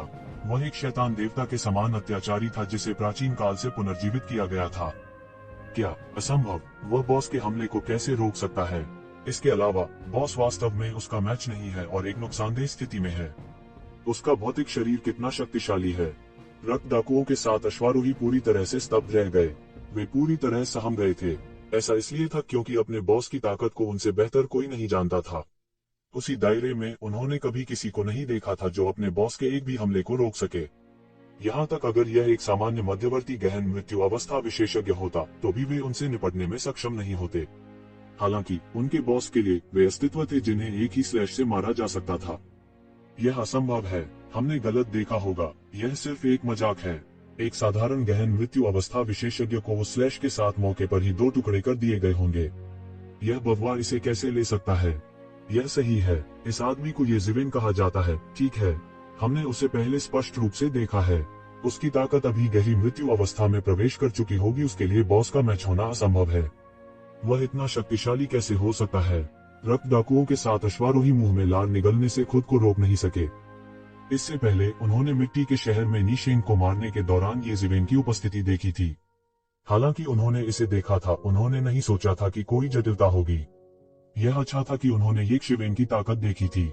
उस समय उनके बॉस को पूरा विश्वास था कि येशिवेन को मारना कोई समस्या नहीं होगी। किसने सोचा होगा कि जब वह वास्तव में लड़े तो यह उनकी अपेक्षा से पूरी तरह अलग होगा। वे उसके लिए बिल्कुल भी मैच नहीं थे और मौके पर ही हार गए। यहाँ तक उनके बॉस भी पूरी तरह से नुकसान में थे और उनके लिए बिल्कुल भी मैच नहीं थे। उसने वास्तव में इसे अवरुद्ध कर दिया था, वह बस अमानवीय है। जब वे चर्चा कर रहे थे, येशिवेन ने चलना शुरू कर दिया था। उनकी आकृति बिजली के एक बोल्ट की तरह थी, जो उनके हमलों से बचने के लिए लगातार शून्य में घूम रही थी। जिस मार्शल आधार पर उन्होंने पहले हमला किया था, वो येशिवेन को बिल्कुल भी परेशान नहीं कर सकती थी। खुश, जब तक उन्होंने प्रतिक्रिया व्यक्त की, तब तक येशिवेन रक्त डाकुओं के छठे भाई के सामने आ चुका था। 7 ब्लड बैंडिट्स के छठे भाई के पास प्रतिक्रिया करने का समय भी नहीं था। उसने केवल येशिवेन की लंबी तलवार को खालीपन में देखा, सीधे एक रक्तरंजित फूल को झकझोरते हुए। उसकी गर्दन पर अचानक एक खूनी रेखा दिखाई दी और खून फव्वारे की तरह बह निकला। उसका सिर अचानक उड़ गया और यह पिछले 7 ब्लड बैंडिट से अलग नहीं लग रहा था। एक स्लैश, दूसरा स्लैश। प्रारंभिक गहन मृत्यु अवस्था विशेषज्ञ की मृत्यु येशिवेन के हाथों हुई। छठा भाई, 7 ब्लड बैंडिट्स के शेष 4 सदस्य तुरंत डेक में रो पड़े। उन्होंने कभी नहीं सोचा था कि चीजें इस तरह बदल जाएंगी। उन्होंने निश्चित रूप से अपने दैनिक जीवन में कई बुरे कर्म किए थे और अनगिनत अत्याचार किए थे। इसलिए उन्हें 7 ब्लड बैंडिट्स कहा जाता था, जिसका अर्थ है कि उनके पूरे शरीर खून से लाल हो गए थे। उन्होंने 7 ब्लड बैंडिट्स कहे जाने की बिल्कुल भी परवाह नहीं की। वास्तव में उन्हें खुद पर कुछ हद तक गर्व भी था और उन्होंने इस उपाधि को अपना भी मान लिया था। उन्हें मारने में हमेशा आनंद आता था, लेकिन मारे जाने में उन्हें कभी आनंद नहीं आता था। इस समय वे अंततः उन लोगों की भावनाओं को समझ गए जिन्हें उनके द्वारा नष्ट कर दिया गया था। उन्होंने अपने साथियों को अपने सामने तड़प तड़प कर मरते देखा था। निराशा की वह भावना क्या थी? अपने साथियों को अपने सामने मरते देखना कैसा लगा? इस समय ये शान और यून रॉ शून्य में सुनहरी आकृति को खालीपन से देख रहे थे। अद्वितीय रूप से अत्याचारी व्यक्ति के पास बहुत अधिक चमकदार तलवार चालें नहीं थी। यह सिर्फ एक सामान्य चाल थी। यह सरल और प्रत्यक्ष था, लेकिन इसकी शक्ति इतनी महान थी कि यह लोगों को मौत के घाट उतार सकती थी। इसकी गति अत्यंत तेज थी और यह बिजली की तरह ही तेज थी। वे अंततः समझ गए कि आकाश के नीचे सभी मार्शल आर्ट में गति अपराजेय है का अर्थ क्या है। इस समय येशिवेन एक असली असुर की तरह था जो मारने के लिए सुन्ना था। मूल रूप से जब येशिवेन ने कहा कि उसने कम से कम 8 मिलियन दानव जाति विशेषज्ञों को मार डाला है, तो उन्होंने सोचा कि वह मजाक कर रहा था। 10 मिलियन और 8 मिलियन दानव जाति विशेषज्ञ, इतने सारे दानव जाति विशेषज्ञों को कोई कैसे मार सकता है? ऐसा नहीं था कि उन्होंने रास्ते में लोगों को नहीं मारा था। इसके उलट उनके हाथों कई लोगों की जान गई थी। हालांकि उनकी ताकत येशिवेन और बाई जियानशेन की तुलना में बहुत कम थी, इसलिए उनकी प्रभावशाली आभा येशिवेन और बाई जियानशेन की तुलना में बहुत खराब थी। वे ग्रीन हाउस फूलों की तरह थे। ऐसा जानलेवा असुर उन्होंने कभी नहीं देखा था। ऐसी जानलेवा आभा जमा करने के लिए उसने कितने लोगों को मारा होगा? क्या यह अब भी वही बिग ब्रदर ये है जो उनके सामने बाई जियानशेन के साथ हंसी मजाक कर रहा था? यह ऐसा था जैसे वह पूरी तरह से अलग व्यक्ति थे। शायद वह झूठ नहीं बोल रहा था जब उसने कहा कि उसने कई दानव जाति विशेषज्ञों को मार डाला है। इस बात की बहुत अधिक संभावना थी कि वह सच कह रहा था। हालांकि उन दोनों को जरा भी डर नहीं लगा। इसके विपरीत वे और भी अधिक उत्साहित थे। दानव जाति लंबे समय से जुबान दुनिया में मानव जाति को धमका रही थी। दो नस्लों के बीच का संघर्ष बारूद के एक बैरल की तरह था जो किसी भी क्षण फट सकता था। उनके लिए वे जितना अधिक मारेंगे वे उतने ही अधिक वीर होंगे। कहने की बात नहीं है, इस समय येशिवेन उनके बचने की एकमात्र उम्मीद थी। ऐसा व्यक्ति जितना मजबूत होगा उनके लिए उतना ही अच्छा होगा। उनके मन में भी यही विचार कौन था? शायद उनकी नजर में भाई बाई, जो भगवान के समान तेजस्वी थी, शायद भाई ये की तरह मजबूत भी न हो। ब्लड पायरेट्स के साथ घुड़सवारों द्वारा घेर लिए जाने के दौरान येशिवेन उनमें से 3 को मारने के अवसर को जब्त करने में सक्षम था। ऐसा युद्ध रिकॉर्ड बस आश्चर्यजनक था। धिक्कार है, मानव, मेरे लिए मरो। खूनी समुद्री लुटेरों के साथ घुड़सवारों का नेता अचानक उग्र हो गया। उसकी आंखों के सामने एक और मर गया था। दिल के दर्द की तो बात ही क्या, उसका चेहरा गर्म जल रहा था। उसके सामने लोगों को मारना उसके मुंह पर एक तमाचा था। बस जोर से भनभनाहट की आवाज के साथ उसके हाथ का लंबा ब्लेड एक बार फिर नीचे गिर गया। यह ऐसा था मानो आकाश और पृथ्वी बह रहे हों। इस ब्लेड की शक्ति बहुत अधिक थी। उसकी सारी शक्ति को संघनित करते हुए ऐसा लगा जैसे एक विशाल चंद्रमा प्रकट हो गया हो। प्रकाश अतुलनीय रूप से चकाचौंध था, जिससे लोग अनैच्छिक रूप से कांपने लगे। वह कोई साधारण गहन मृत्यु अवस्था विशेषज्ञ नहीं था, अन्यथा वह ऐसा भयानक हमला नहीं कर पाएगा। यह अत्यंत चमकीला ब्लेड ऐसा लग रहा था जैसे इसका अपना जीवन हो। इसकी चमक चकाचौंध करने वाली थी और ये सीधे यक्षवेन की ओर दौड़ी। वह जहां से गुजरा वह स्थान दो भागों में कट गया। इससे लोगों को ऐसा लगा जैसे पूरा मंदिर फटने वाला है। गुस्से से भरे इस ब्लेड से वह पूरी तरह से चकनाचूर हो गया। मार डालो, उसे मार डालो, हमारे भाइयों का बदला लो। जब ब्लड पाइरेट्स के साथ घुड़सवारों के नेता ने अपनी चाल चली तो बाकी लोगों ने तुरंत उसका अनुसरण किया। वे बहुत गुस्से में थे और यक्षवेन को मारना चाहते थे। यक्षवेन की आंखों की पुतलियां थोड़ी सिकुड़ी थीं, लेकिन उसके हाथ बिल्कुल भी धीमे नहीं हुए। उसकी लंबी तलवार ने एक चमकदार तलवार प्रकाश को फोड़ दिया और सीधे लंबी कृपाण से जा टकराए। एक बार फिर लंबी कृपाण से जोरदार टक्कर हो गई। इस समय ऐसा लग रहा था कि आकाश और पृथ्वी के बीच कोई अन्य ध्वनि नहीं है। ऐसा लगा जैसे ब्रह्मांड फट गया हो। एक पल की खामोशी के बाद एक पल में सब कुछ विस्फोट हो गया, सदमे की लहरों में तब्दील हो गया, जिसने आकाश को भर दिया, पागलपन से शून्य की ओर गिर गया। ये ज़िवेन के मार्गदर्शन में इस तरह की भयानक टक्कर से उत्पन्न सदमे की लहरें blood pirates of the blood pirates के शेष 3 सदस्यों की ओर फट गईं। टकराना, टकराना, टकराना। उन्होंने फौरन दबी हुई कराह निकाली क्योंकि उनके पूरे शरीर सदमे की लहरों से बह गए थे। उन्हें सीधे उड़ते हुए भेजा गया, जिसमें उनकी छाती पर बड़े छेद दिखाई दे रहे थे। यह शक्ति बस चौंकाने वाली और भयावह थी। बस लड़ाई की सदमे की लहरें एक शक्तिशाली प्रारंभिक गहन मृत्यु अवस्था के अस्तित्व को गंभीर रूप से घायल करने में सक्षम थी। यह अनसुना था। दूसरी तरफ जब युनरॉड, येशान और अन्य लोगों ने सोचा कि झटके की लहरें उनकी ओर बढ़ने वाली हैं, तो उन्होंने देखा कि एक स्क्रॉल खुल रहा है जो उन सभी को अपने भीतर लपेट रहा है। यह यिन यांग जीवन और मृत्यु आरेख था। अनगिनत ऊर्जा उनकी ओर प्रवाहित हुई, लेकिन यिन यांग जीवन और मृत्यु आरेख के बचाव को तोड़ने में असमर्थ रही। इससे उन दोनों ने अनजाने में राहत की सांस ली। यहाँ तक प्रारंभिक गहन मृत्यु चरण blood pirates of the blood pirates of the blood pirates of the blood pirates सदमे की लहरों का सामना करने में असमर्थ थे। उनकी तो बात ही छोड़िए, हो सकता है कि उनकी मौके पर ही मौत हो गई हो। इस समय blood pirates of the blood pirates के बॉस ने भी दबी हुई कराह निकाली। जिस बैंगनी बिजली के जानवर पर वह सवार था, उसने एक दयनीय चीख निकाली और मौके पर ही उसकी मौत हो गई। उसके शरीर के सभी 7 छिद्रों से रक्त बह निकला, जबकि बैंगनी रक्त उसके छिद्रों से लगातार बाहर निकल रहा था। Blood pirates of the blood pirates के बॉस के मुंह के कोने से भी खून बहने लगा। यक्षवेन को देखते ही उसकी आंखें अविश्वास से भर गईं। हालांकि उन दोनों ने केवल एक चाल का आदान प्रदान किया था, यह एक चौतरफा हमला था। उनमें से कोई भी बिल्कुल पीछे नहीं हटे थे। इसके अलावा प्रतिक्रिया की शक्ति अतुलनीय रूप से भयानक थी।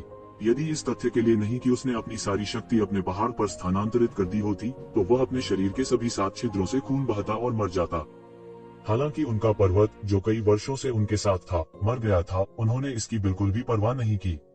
उसका खुद का जीवित रहना सबसे महत्वपूर्ण चीज थी।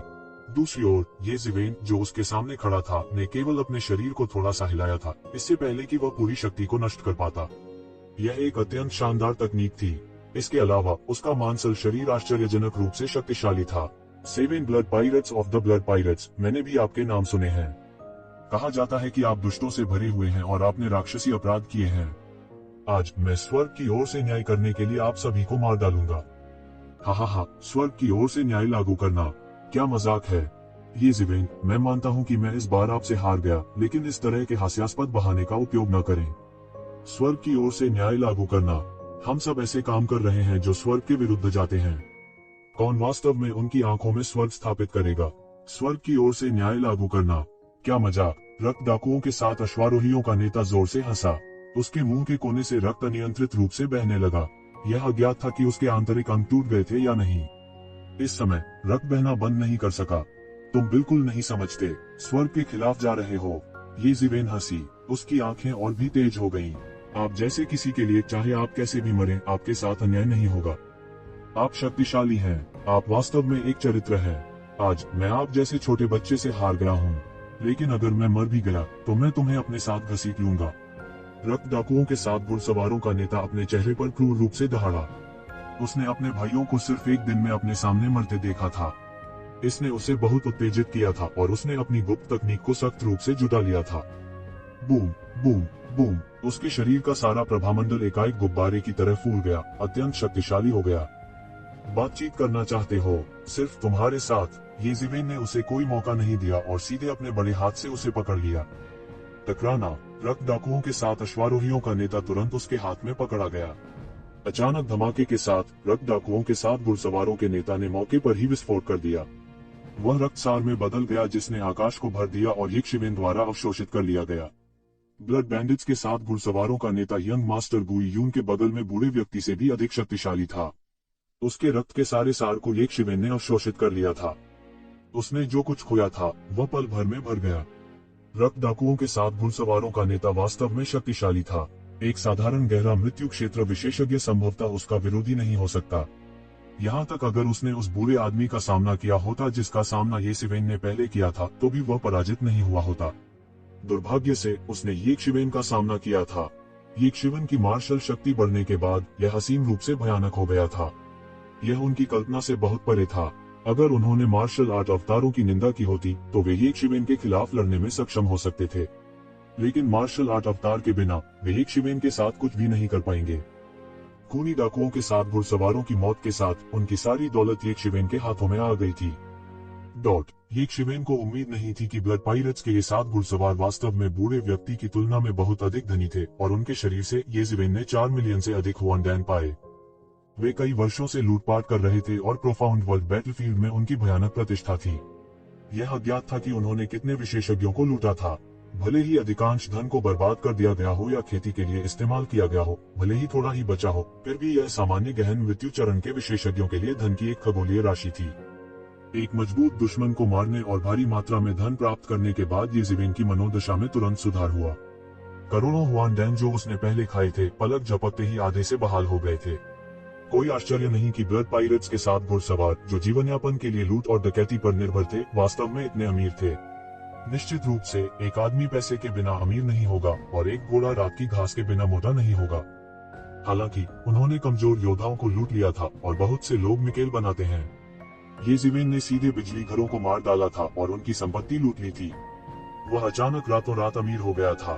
बड़े भाई ये, मुझे उम्मीद नहीं थी कि हम फिर मिलेंगे और मैं एक बार फिर तुम्हारे द्वारा बचा लिया जाऊंगा, यून रॉ ने कठिनाई से कहा। उसने येशिवेन की आंखों में विस्मय भरी निगाहों से देखा। उसने यह भी उम्मीद नहीं की थी कि वे इतनी जल्दी फिर से येशिवेन से मिलेंगे और वे एक बार फिर उसके द्वारा बचा लिए जाएंगे।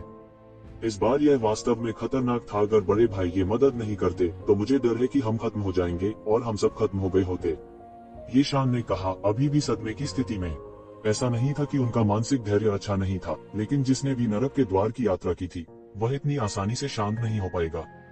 वे पहले से ही मौत से लड़ने के लिए तैयार थे, लेकिन किसे पता था कि येशिवेन फिर से उन्हें बचा लेंगे। यह कहा जा सकता है कि स्वर्ग कभी किसी का रास्ता नहीं रोकता। तुम लोगों ने इन लोगों को कैसे भड़काया? येशिवेन ने पूछा। उसने रक्त समुद्री लुटेरों के साथ घुड़सवारों की प्रतिष्ठा के बारे में थोड़ा सुना था और उसे प्रोफाउंड वर्ल्ड बैटलफील्ड में आए हुए अधिक समय नहीं हुआ था। यह देखा जा सकता है कि ये 7 लोग प्रोफाउंड वर्ल्ड बैटलफील्ड में कितने प्रसिद्ध थे। यह सब अमरफल की वजह से है, यून रॉ ने कहा। मैं इसे बड़े भाई ये से नहीं छिपाऊंगी। इस बार हम मंदिर में अमरफल खोजने आए थे। क्या इमेमोरियल फ्रूट डाउ की चोटों को ठीक कर सकता है? तो येशिवेन ने पूछा। हाँ, इस प्रकार के स्वर्गीय खजाने को देखना बहुत कठिन है और केवल कुछ विशेष परिस्थितियों में ही यह अराजकता में बढ़ता है। इसे खोजना बहुत मुश्किल है जब तक कि यह एक महान संप्रदाय नहीं है। अन्यथा अराजकता में अमरफल की खोज करने के लिए जनशक्ति और भौतिक संसाधन किसके पास होंगे? यहाँ तक कि मानव जाति के पास भी नहीं है। और हमें प्राचीन पुस्तकों से पता चला कि इस मंदिर में अमरफल हो सकता है, इसलिए हम अपनी किस्मत आजमाने आए। किसने सोचा होगा कि होगा और भाई भाई ने खा लिया। किसने सोचा होगा कि उसके बाद रक्त लुटेरों के साथ घुड़सवार दल भी आ गए और वे भी अमरफल खोजने आए और परिणाम स्वरूप वे लड़ने लगे, यून रॉ ने कहा। उसने येशिवेन को भरी आंखों से देखा। आभार की। अगर येशिवेन नहीं होता तो उसे डर था कि वे इस बार बच नहीं पाएंगे। यह नियू शेंग के साथ हुई पिछली घटना से भी ज्यादा खतरनाक था। नियू शेंग का सामना करते समय बाई जियान शेंग के पास जीतने का कुछ मौका हो सकता है, लेकिन अब जब बाई जियांशिंग बंद दरवाजे की खेती में थी तो ब्लड पायरेट्स की भयंकर 7 घुड़सवार सेना का सामना करना निस्संदेह अस्तित्व का मामला था। भाई बाई की दाव की चोट अब तक ठीक हो जानी चाहिए ना। ये जिवेन ने बाई जियांशिंग की ओर देखा जो बीच में बैठी थी और बिल्कुल भी नहीं हिली थी। हाँ, वे पहले ही ठीक हो चुके हैं, इसलिए 1000 साल से दबाई गई खेती अचानक बेकाबू हो गई और वास्तव में मौके पर ही सफलता मिलने वाली है। यूनरो मदद नहीं कर सका लेकिन फूट फूट कर हंस पड़ा। किसी ने कल्पना नहीं की थी कि जिस खेती को बाई जियांशिंग ने 1000 साल तक दबाया था वह वास्तव में इतनी क्रूर होगी। इसे एक पल के लिए भी नहीं रोका जा सकता था और वह मौके पर ही मध्यवर्ती गहन मृत्यु चरण में सफलता हासिल करने वाला था। ये शिवेन को अचानक एहसास हुआ। यह बहुत ही सामान्य था। पहले उसकी दाव चोटें एक बांध की तरह थी जिसने बाढ़ को रोक दिया था। 1000 वर्ष तक रोके रखने के बाद जो शक्ति इकट्ठी हुई थी वह वास्तव में अतुलनीय रूप से भयावह थी। अब जब उसकी दाव चोटें चली गई थी वे सब एक पल में फूट पड़ी थी। संचित ऊर्जा ने उन्हें मध्यवर्ती गहन मृत्यु चरण में एक सफलता बनाने की अनुमति दी। यह निश्चित रूप से एक मामला था। एकमात्र समस्या यह थी कि वह गलत समय पर टूट गया था। वह वास्तव में इस समय तोड़ने में कामयाब रहे थे। मैं देख रहा हूं कि भाई बाई की आभा धीरे धीरे स्थिर हो रही है और उन्हें सफलता मिलने से दूर नहीं होना चाहिए। चूंकि आपने पहले ही अपना लक्ष्य प्राप्त कर लिया है इसलिए आपको जल्दी से निकल जाना चाहिए। अब और नहीं रहना चाहिए। यह जगह बहुत खतरनाक है और यह भी बहुत अजीब है, ये जिवेन ने सुझाव दिया। उनके समूह के बीच केवल बाई जियांशिंग के पास खुद को पूरी तरह से सुरक्षित रखने की क्षमता थी। बाकी केवल गहन जीवन स्तर पर थे और वे किसी भी अप्रत्याशित घटना का सामना करने में सक्षम नहीं होंगे। बिग ब्रदर, ये के बारे में क्या आप नहीं जा रहे हैं? यूनरो ने पूछा। वह नहीं जानती थी कि एक शिवन का लक्ष्य क्या था, नहीं उसे पता था कि उसने इसे पूरा किया है या नहीं। मुझे अभी भी उस यंग मास्टर घोस्ट लक को खोजना है। हालांकि मुझे नहीं पता कि वह यहाँ क्या कर रहा है, मैं उसे सफल नहीं होने दे सकता। ये जिवेन ने संकुचित आंखों से कहा और उसकी आंखों में एक तेज चमक आ गई। Young master ghost luck, big brother ये उसे ढूंढ रहे हैं। यूनरो ने कभी सपने में भी नहीं सोचा था कि ये जिवेन जिस व्यक्ति की तलाश कर रही थी वह वास्तव में यंग मास्टर घोस्ट लक था। पिछली बार यंग मास्टर घोस्ट लक ने पृथ्वी के छोर तक उनका पीछा किया था और वे लगभग उसके द्वारा मारे गए थे। इसने उस पर बहुत गहरी छाप छोड़ी थी। ऐसे भयानक व्यक्ति से बचने के लिए बहुत देर हो चुकी थी और उसने वास्तव में उसकी तलाश करने की पहल करने का साहस किया। वह बस पागल था। हालांकि उसने यह भी सोचा कि एक शिवेन की ताकत अथाह थी और वह एक पौराणिक राक्षस की तरह था। स्वाभाविक रूप से उसकी गणना साधारण तर्क से नहीं की जा सकती थी। ठीक है, यह सही है। क्या आप जानते हैं? ये जिवेन ने पूछा। हमें बस पता चल जाता है कि वह कहाँ है। तुम बस अंदर चलते रहो और लगभग 10वें महल के बाद तुम देखोगे कि वह अंदर है। वह सनातन फल जो हमने पहले प्राप्त किया था वह भी है। उस समय हमने उसे अंदर देखा और ऐसा लग रहा था कि वह किसी प्रकार का गठन कर रहा है। उस समय हमें खोजा गया था लेकिन वह हमारी परवाह नहीं करता था। ये शान ने झट से कहा। उस समय हमने ज्यादा देर रुकने की हिम्मत नहीं की, इसलिए हमने जल्दी से बड़े भाई बाई को अमर फल खाने दिया और भाग निकले। फिर हमारा सामना ब्लड पायरेट्स की 7 कैवलरी से हुआ। यहाँ आसपास जीवेन को अचानक लगा जैसे उसने लोहे के जूतों को निरर्थक खोज में घिस दिया हो, केवल संयोग से उसे खोजने के लिए। मूल रूप से वह चिंतित था कि वह पकड़ नहीं पाएगा। अब ऐसा लग रहा था कि उसे पकड़ने में सक्षम होना चाहिए। बिग ब्रदर, ये वो यंग मास्टर घोस्ट फॉर्चून कितना खतरनाक है। क्या तुम सच में उसके साथ परेशानी में पड़ोगे? ये शान ने कुछ चिंता के साथ कहा। स्वाभाविक रूप से ये जिवेन ने उसे पकड़ने के लिए यंग मास्टर घोस्ट फॉर्चून की तलाश नहीं की। एकमात्र संभावना यह थी कि ये जिवेन उसके साथ परेशानी में पड़ने वाली थी। उनकी राय में ये जिवेन की ताकत बेहद मजबूत थी और उनकी ताकत से कहीं अधिक थी। हालांकि उसके और यंग मास्टर घोस्ट फॉर्चून के बीच अभी भी कोई तुलना नहीं थी। आखिरकार वल्ले प्रोफाउंड डेथ रियलम में एक भयानक अस्तित्व था। अच्छा, सही है। अगर मुझे नहीं पता होता तो ठीक होता। अब जब मुझे पता है तो मैं कैसे नहीं जा सकता और एक नजर नहीं देख सकता? ये जिवेन ने मुस्कुराते हुए कहा। पहले उसने हमें उस बिंदु तक पीछा किया जहां हमारे पास जाने के लिए कोई जगह नहीं थी। अगर हम उसे इस तरह की दया का जवाब नहीं देते हैं तो क्या ऐसा नहीं लगेगा कि हम शिष्टाचार को नहीं समझते? लेकिन चिंता मत करो, मेरे पास स्वाभाविक रूप से बचने का एक रास्ता है। मैं उसके हाथों नहीं मरूंगा। ये शिवेन उनकी चिंता देख सकती थी और मुस्कुराए बिना नहीं रह सकती थी। ठीक है, तुम लोग भाई बाई की रखवाली करो। जब वह उठे तो उसे जल्दी से ले जाना। यह ज्यादा देर रहने की जगह नहीं है। जैसा कि ये जिवेन ने कहा, उसका फिगर पहले से ही अधीरता से महल परिसर की गहराई की ओर उड़ रहा था। यंग मास्टर घोस्ट फॉर्चून, मैं देखना चाहता हूँ कि आप क्या कर रहे हैं। ये जिवेन महल के पास पहुंचे ही थे कि उन्होंने भीतर से एक तेज और अप्रिय गर्जना सुनी।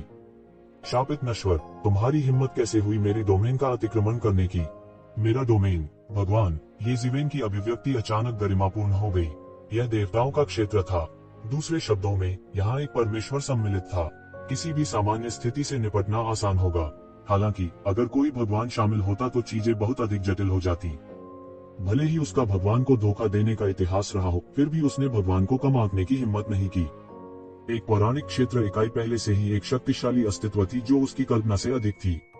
यहाँ तक दिव्य संघ नेता और रसातल दानव गुरु भी केवल पौराणिक क्षेत्र के चरम पर थे।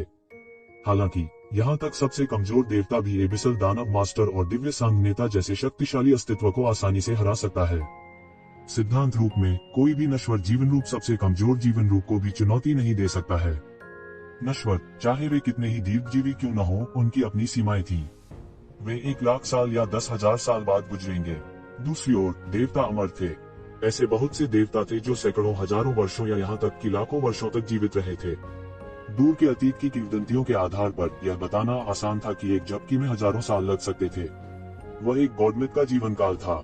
यहाँ तक अगर कोई अन्य चीजों को ध्यान में नहीं रखता है तो बस समय का संचय एक देवता और नश्वर के बीच की खाई को चौड़ा करने के लिए पर्याप्त था। एक देवता की गरिमा को ठेस पहुंचाना ऐसा कुछ नहीं था जिसे कोई सामान्य व्यक्ति करने का साहस करेगा। यहाँ तक एक पौराणिक क्षेत्र बिजलीघर भी केवल एक शक्तिशाली प्राणी था। हालांकि यह शक्तिशाली प्राणी इतना शक्तिशाली था कि किसी के पास उसकी ओर देखने की योग्यता भी नहीं थी।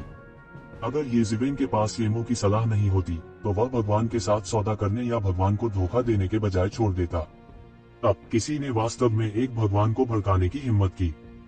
क्या यह यंग मास्टर गुई यून था? हाँ, ये जिवेन ने तुरंत निष्कर्ष निकाला। उसका आत्मिक बोध यहाँ 1 किलोमीटर से अधिक नहीं बढ़ सकता था, इसलिए यह बिल्कुल भी मदद नहीं करेगा। यदि वह कर भी सकता तो वह ऐसा करने के लिए नहीं चुना होता। आखिरकार अंदर के 2 लोगों को उसके ठिकाने का पता चल सकता था। ये जिवेन ने तुरंत अपनी भावना का उपयोग नहीं किया। इसके बजाय वह चुपचाप हॉल के किनारे आ गया और एक कोना चुन लिया। यह हॉल दूसरे हॉल से बिल्कुल अलग था। इस हॉल के केंद्र में एक देवता की बड़ी मूर्ति थी। यह बहुत उदास लग रहा था और इसकी उपस्थिति वास्तव में एक छोटे राक्षस की छवि थी। यह बाहर के नश्वर रक्त प्राणियों से अलग नहीं था। यह एक दानव भगवान है। ये जिवेन के दिमाग में ये मो की आवाज आई। मुझे यहाँ एक दानव भगवान को देखने की उम्मीद नहीं थी। ये जिवेन की अभिव्यक्ति विस्मयकारी थी। स्वर्ग और 10,000 संसारों में हजारों जातियां थीं। उनमें से ऐसी कई जातियां थीं जिन्होंने देवताओं को उत्पन्न किया था, और मानव जाति, दानव जाति और शैतान जाति ने सबसे अधिक देवताओं को उत्पन्न किया था। दानव जाति के बीच कई जटिल जातियां थीं, लेकिन जो स्वयं को स्थापित कर सकती थी उनमें कमोबेश दानव ईश्वर स्तर के अस्तित्व थे।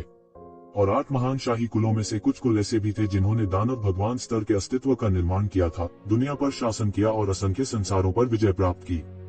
दानव जाति में कई जटिल जातियां थीं। उन सभी का कमोबेश दानव स्तर का अस्तित्व था। 8 शाही परिवारों में ऐसे कई कबीले थे जिनमें दानव भगवान स्तर का अस्तित्व था। उन्होंने दुनिया पर शासन किया और ब्रह्मांड पर विजय प्राप्त की। और यह मूर्ति वास्तव में अपना मुंह खोलने और सजीव तरीके से बोलने में सक्षम थी। तो जिवेन ने अंततः महसूस किया कि देवताओं की पूजा करने वाला यह पंथ वास्तव में एक शैतान पंथ था, न कि ऐसा पंथ जैसा उन्होंने पहले अनुमान लगाया था। यह एक पंथ से भी ज्यादा तकलीफदेह था। इसके अलावा यह मूर्ति वास्तव में अपना मुंह खोल सकती थी और बोल सकती थी। ये जिवेन को अंततः पता चला कि यह धर्म जो ईश्वर की पूजा करता था वास्तव में एक राक्षस धर्म था। यह एक पंथ नहीं था जैसा उसने पहले अनुमान लगाया था। यह एक पंथ से भी ज्यादा तकलीफदेह था। वह देवताओं का उपाय नहीं समझता था। भले ही वह सोता हुआ देवता था, फिर भी वह जीवित था। यदि यह मरा नहीं होता तो यह अभी भी वापस लड़ सकता था। इसके अलावा भले ही वह मर गया हो, वह अपने पीछे डेथ लॉर्ड और डार्कनेस लॉर्ड की तरह बहुत सारी मुसीबतें छोड़ सकता है। इस मूर्ति के चारों ओर एक विशाल व्यूह था जो लगातार इसके चारों ओर चक्कर लगा रहा था। जैसा कि व्यूह ने गर्जना और संचालन किया, मूर्ति पर लगे सुनहरे धागे दूर हट गए और सरनी के बगल में क्रॉस लेग बैठे एक व्यक्ति के शरीर में सीधे गिर गए। यह यंग मास्टर घोस्ट लग के अलावा और कौन हो सकता है? ये जिवेन ने सुनहरे रेशमी धागों के उन धागों को लगभग एक ही बार में पहचान लिया। वे देवता थे। वह देवताओं के बारे में ज्यादा नहीं जानता था। वह ठंडी हवा की सांस लेने में मदद नहीं कर सका। यंग मास्टर गुई यून वास्तव में भगवान की मूर्ति की दिव्यता को अवशोषित कर रहे थे। वह महसूस कर सकता था कि इतने वर्षों तक पूजा करने के बाद भगवान की मूर्ति पहले से ही देवत्व से युक्त थी। इसके अलावा यह बहुत घना था। यंग मास्टर घोस्ट लग का वास्तव में यही विचार था। ये सिवेन, अगर वह वास्तव में सफल होता है तो मुझे डर है कि भविष्य में कोई भी उसे रोक नहीं पाएगा। ये मुंह की आवाज आई। यंग मास्टर घोस्टलक देवत्व को अवशोषित नहीं कर रहा है, इसके बजाय वह देवताओं के भाग्य का प्रतिनिधित्व करने वाली दिव्यता को अवशोषित करने के लिए एक गुप्त तकनीक का उपयोग कर रहा है। देवताओं के भाग्य को कम मत समझो। जिन देवताओं को अमर माना जाता है उनका भी भाग्य है, अन्यथा ऐसे लोग नहीं होते जो गिरते हैं और हमेशा के लिए जीवित रहते हैं। हालांकि इससे कोई फर्क नहीं पड़ता कि वह कोई भी देवता है, यहाँ तक कि सबसे बुरे व्यक्ति का भाग्य नश्वर से कहीं अधिक बड़ा होता है। नहीं तो वह देवता नहीं बन सकता। भले ही कोई देवता गिर गया हो या गहरी नींद में हो, फिर भी उनका भाग्य नश्वर की तुलना में भयानक रूप से बड़ा है। यदि वह इसका एक छोटा सा हिस्सा भी ग्रहण कर सकता है तो उसकी किस्मत आसमान छू लेगी। जब वह समय आएगा तो कोई भी उसे रोक नहीं पाएगा और घोस्टलक कबीले का असली आतंक सामने आ जाएगा। ये जिवेन ने सिर हिलाया। भले ही उसे कुछ समझ न आया हो, वह समझ सकता था कि वर्तमान स्थिति बहुत गंभीर है। उनके और यंग मास्टर घोस्टलक के बीच संबंध पहले से ही अनसुलझे थे। यह या तो वह था या मैं मर गया। हा हा हा हा। पूरा हॉल यंग मास्टर बुई यून की उन्मत्त हंसी से भर गया था। वह तब तक हंसा जब तक उसे लगा कि उसका दम नहीं घुट रहा है। उसके बाद ही वह रुका। ईश्वर केवल इतना ही होता है। तुम्हारे भाग्य को खा जाने के बाद मैं एक नया देवता, भाग्य का देवता बन जाऊंगा। इच्छाधारी सोच, नीच नश्वर। तुम सिर्फ एक नश्वर हो, फिर भी तुम अपनी उंगलियों को दिव्य भूमि में डुबाना चाहते हो और देवताओं के क्षेत्र पर आक्रमण करना चाहते हो। मूर्ति ने गर्जना की, लेकिन वापस लड़ने का कोई रास्ता नहीं था। ताकत पहले से ही बहुत कम थी। इसके अलावा यह इस गठन से फंस गया था। तो क्या हुआ अगर मैं एक नश्वर हूँ? क्या आप सभी देवता बनने से पहले सिर्फ नश्वर नहीं हैं? यंग मास्टर घोस्टलक ने उदासीनता से कहा। क्या तुम अब मौत के करीब नहीं हो? तो कंजूस मत बनो। मुझे कुछ शक्ति उधार दो। अगर मैं भविष्य में भगवान बन गया तो मुझे आपको सितारों के अंतहीन समुद्र से बचाने का मौका मिल सकता है। यंग मास्टर घोस्टलक ने उदासीनता से कहा।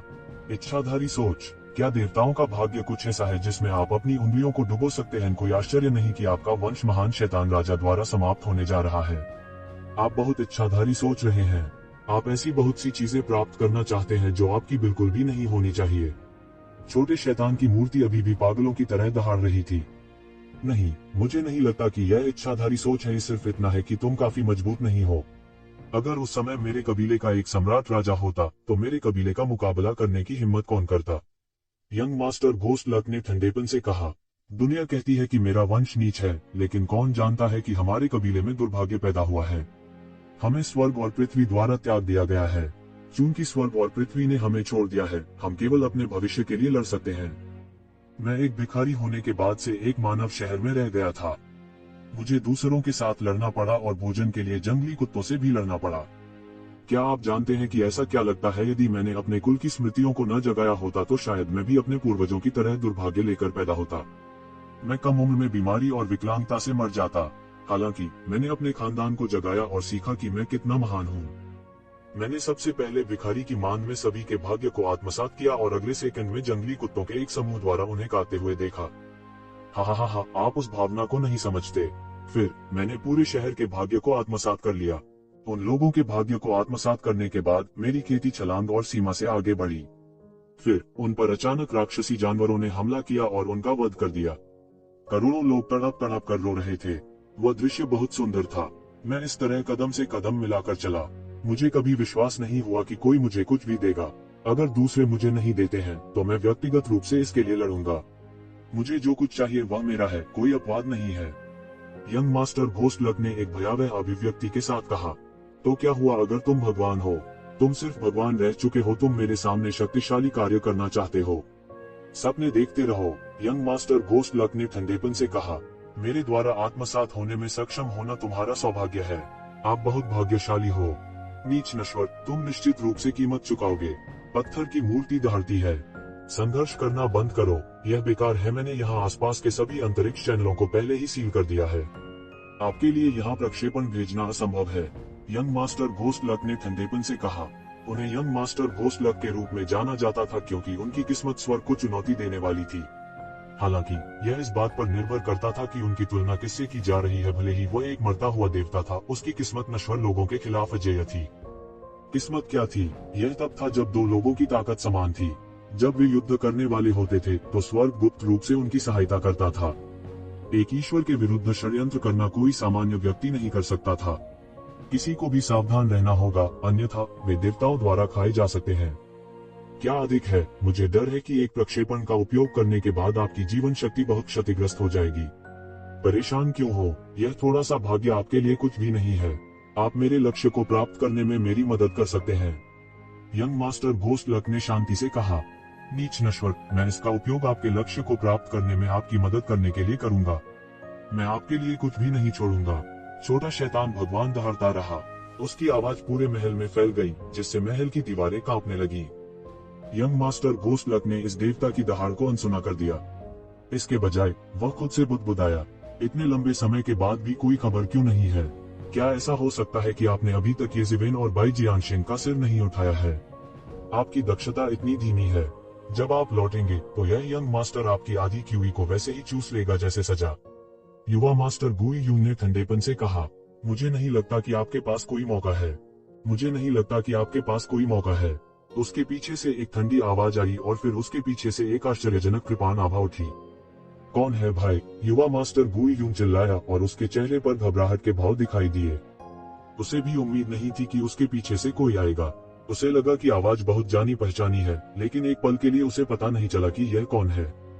हालांकि सबसे भयानक बात यह थी कि वह जमीन पर पालथी मारकर बैठा हुआ था। हालांकि वह आराम से दिख रहा था, लेकिन वह बिल्कुल भी हिल नहीं पा रहा था क्योंकि उसे पूरी संरचना को नियंत्रित करना था।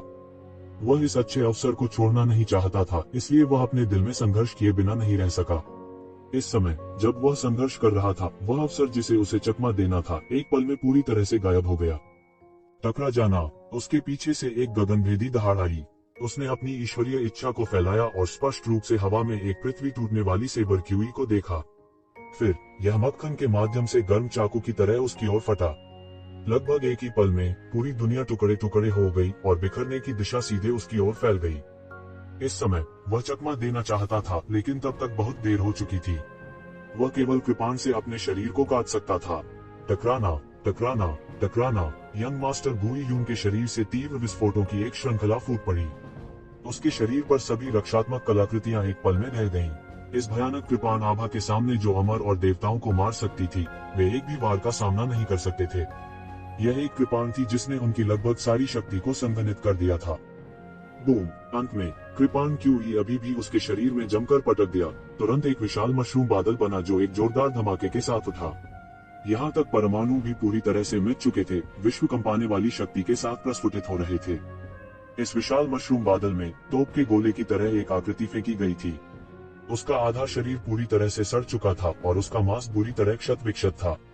इससे कोई फर्क नहीं पड़ता कि उसकी खेती कितनी गहरी थी, फिर भी जब वह कृपाण से मारा गया तो वह लगभग मारा गया। यदि यह उसके लिए हमले को अवरुद्ध करने के लिए अंतिम क्षण में अवशोषित देवत्व के लिए नहीं था, तो वह बिना दफन स्थान के मर गया होता।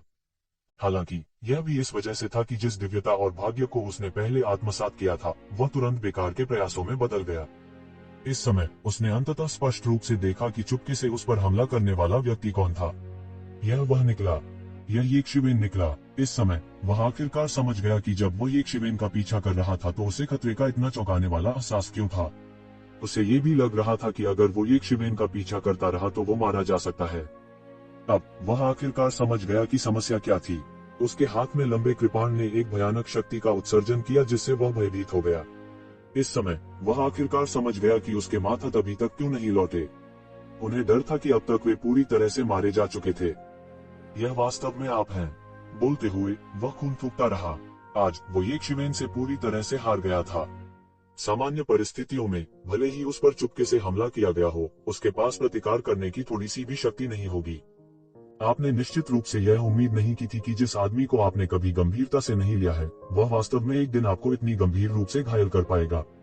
येज़ेवेन धीरे धीरे महल के बाहर से एक एक कदम करके अंदर आई। तुमने मुझे पूरी तरह से नाराज कर दिया है। मैं निश्चित रूप से तुम्हें जाने नहीं दूंगा। मैं निश्चित रूप से नहीं जाने दूंगा। यंग मास्टर घोस्ट फॉर्चून ने पागल अभिव्यक्ति के साथ कहा। जब से उन्होंने अपना करियर शुरू किया है, तब से उन्हें इतना बड़ा नुकसान कभी नहीं हुआ था। वह लगभग राख में बदल गया। रुको जब तक तुम एक और दिन के लिए जी सकते हो, येज़ेवेन ने हल्के से कहा। स्विश! अचानक यंग मास्टर घोस्ट फॉर्चून के शरीर से एक आश्चर्यजनक शक्ति फूट पड़ी। उसका पूरा शरीर उल्का की तरह था, सीधे महल से छलांग लगा रहा था। एक पल में वो पहले ही येक्षिवेन की धारणा से गायब हो गया था। इस प्रक्रिया के दौरान येशिवेन बिल्कुल भी नहीं हिली। ऐसा नहीं था कि वह यंग मास्टर घोस्ट फॉर्चून को रोकना नहीं चाहता था, लेकिन वह कुछ भी नहीं कर सका। हालांकि यंग मास्टर घोस्ट फॉर्चून गंभीर रूप से घायल हो गया था, येशिवेन की हालत में कोई सुधार नहीं था। अभी अभी कृपाण की शक्ति इतनी भयानक थी कि इसने सीधे उसके शरीर की सारी ची को चूस लिया, उसे एक पल में अपंग बना दिया। हालांकि उसके पास अभी भी अत्याचारी का सुनहरा रूप था। ऐसा नहीं था कि उसके पास वापस लड़ने की ताकत नहीं थी, केवल उसके भौतिक शरीर के साथ सामान्य गहन मृत्यु क्षेत्र के विशेषज्ञ उसका कुछ नहीं कर पाएंगे। हालांकि यंग मास्टर घोस्ट फॉर्चून को रोकना उनके लिए नामुमकिन था। भले ही वह गंभीर रूप से घायल हो गया हो, वह मदद नहीं कर सकता था, लेकिन बौहें चढ़ाता था। उसने गलत हिसाब लगाया था। शुरू में उसने सोचा कि वह एक स्लैश के साथ यंग मास्टर घोस्ट फॉर्चून को खत्म कर सकता है। कौन जानता था कि यंग मास्टर घोस्ट फॉर्चून अपनी दिव्यता का उपयोग महत्वपूर्ण क्षण में हमले को रोकने के लिए करेगा। इसके कारण वह केवल गंभीर रूप से घायल हुआ, लेकिन मारा नहीं गया। वह थोड़ा खेद महसूस किए बिना नहीं रह सका। हालांकि वह थोड़ा खुश भी था कि वह जल्दी आ गया था। अन्यथा यदि उसने देवत्व को अवशोषित करना जारी रखा होता तो उसे डर था कि यह कटाव उसे घायल भी नहीं कर पाएगा। गंभीर रूप से घायल करना तो दूर की बात है। वह देवत्व की शक्ति को भी अच्छी तरह से समझते थे। क्या उनका अत्याचारी सुनहरा रूप ऐसा ही नहीं था? हालांकि अच्छी बात यह थी कि यंग मास्टर घोस्ट फॉर्चून उसके द्वारा गंभीर रूप से घायल होने के बाद थोड़े समय में ठीक नहीं हो पाएगा। उल्लेख नहीं है, इस बार उसकी फसल शायद अभी अभी उस स्लैश से पूरी तरह से नष्ट हो गई थी। जो कुछ उसने खाया था उसे उसका दुगना उगलना पड़ता था। हालांकि थोड़े ही समय में फीनिक्स रीजनरेशन तकनीक की मदद से उसके शरीर में क्यूई थोड़ा ठीक हो गया था। वह मुश्किल से वापस लड़ सका। मानव, जब तक तुम मुझे जाने दो, मैं तुम्हें जो चाहूं दे सकता हूं। इस समय मूर्ति बोली। उसने येशिवेन और यंग मास्टर घोस्ट फॉर्चून के बीच लड़ाई की पूरी प्रक्रिया देखी थी। उसने सोचा कि आखिर वह अवसर आ ही गया। मुझे और कुछ नहीं चाहिए, मैं बस तुम्हारी इस मूर्ति में सारी दिव्यता चाहता हूँ। येशिवेन ने मुस्कुराते हुए कहा। यदि वह मूर्ति में सभी दिव्यता को अवशोषित कर सकता है तो उसका अत्याचारी सुनहरा रूप निस्संदेह दूसरे स्तर तक बढ़ जाएगा। यदि यह कहा जाता था कि उनका अत्याचारी स्वर्ण रूप शीर्ष गहन स्तर के हथियारों के खिलाफ संघर्ष करने के लिए थोड़ा अपर्याप्त था, तो सभी दिव्यता को अवशोषित करने के बाद यह कहा जा सकता था कि वह अपने नंगे हाथों से इन शीर्ष गहन स्तर के हथियारों के खिलाफ लगभग पूरी तरह से संघर्ष कर सकता था। दूसरे शब्दों में, पिछले बूढ़े व्यक्ति की तरह सिर्फ एक शॉट से उसे घायल करना असंभव था। वह तुरंत यंग मास्टर गुई यून की सीट पर पालथी मारकर बैठ गया और ध्यान से समझने लगा। लाखों हुआन दान खर्च करने के बाद वह पहले ही इस गठन की सभी सूक्ष्मताओं को निकाल चुका था। हालांकि यह गठन अति सुंदर था, यह येशिवेन के लिए कुछ भी नहीं था, जिसने पहले घोस्ट हॉट फ्लेम फॉर्मेशन का अनुमान लगाया था। घोस्ट हॉट फ्लेम फॉर्मेशन को कम करने के बाद येशिवेन के गठन का स्तर छलांग और सीमा से आगे बढ़ गया था। वह लंबे समय तक एक महान गुरु के स्तर तक पहुंच चुके थे। यहाँ तक रहस्यमय स्थान की कटौती के बिना वह इसे स्वयं भी निकाल सकता था। यह सिर्फ इतना था कि इसमें बहुत समय लगेगा। यह गठन वास्तव में मूर्ति से देवत्व को छीन सकता है। इसके पीछे के रहस्य स्वाभाविक रूप से असाधारण थे। येशिवेन के निष्कर्ष निकालने के बाद उन्होंने महसूस किया कि उन्होंने गठन में बहुत लाभ कमाया है। घृणित, तुम नीच नश्वर, आप बिल्कुल पिछले वाले के समान हैं। विशाल प्रतिमा दहाड़ती है, लेकिन कोई दूसरा रास्ता नहीं था। यंग मास्टर घोस्ट फॉर्चून द्वारा छोड़े गए गठन के कारण यह इसे मजबूती से बांध रहा था, जिससे यह हिलने डुलने में असमर्थ हो गया था। येशिवेन ने मूर्ति की गर्जना पर ध्यान नहीं दिया। इसके बजाय उन्होंने ऑब्जर्विंग पर्सन स्क्रिप्चर का संचालन जारी रखा। उसके शरीर में देवत्व भी पल भर में उबल पड़ा। इसने अपने चारों ओर एक विशाल ब्रह्मांड का निर्माण किया, जिससे एक विशाल भंवर बन गया। मूर्ति की दिव्यता एक सुनहरे रेशमी धागे में बदल गई और येशिवेन ने उसे आत्मसात कर लिया। जल्द ही उसका पूरा शरीर रेशम के कीड़े के कोकून जैसा हो गया और अंतहीन सुनहरे रेशमी धागों से घिरा हुआ था। येशिवेन पागलपन से इन दिव्यताओं को आत्मसात कर रही थी। इन देवताओं को केवल देवताओं द्वारा ही उत्पन्न और परिष्कृत किया जा सकता था। अब येशिवेन के शरीर की सतह पर तीव्र सुनहरी रोशनी की एक परत बन गई थी और लगातार उसके शरीर में अवशोषित हो रही थी। मूल रूप से निश्चित सोने का पानी चढ़ा अत्याचारी रूप वास्तव में एक सफलता के संकेत दिखाने लगा। थोड़ा थोड़ा करके यह और अधिक शक्तिशाली दिशा में परिवर्तित हो रहा था। देवत्व स्वयं देवताओं का था और केवल देवता ही इस प्रकार की शक्ति का उपयोग कर सकते थे। ऐसा लग रहा था कि येशिवेन इस दिव्यता को अपने शरीर में समाहित करने के बाद धीरे धीरे देवत्व की चमक का उत्सर्जन कर रही थी।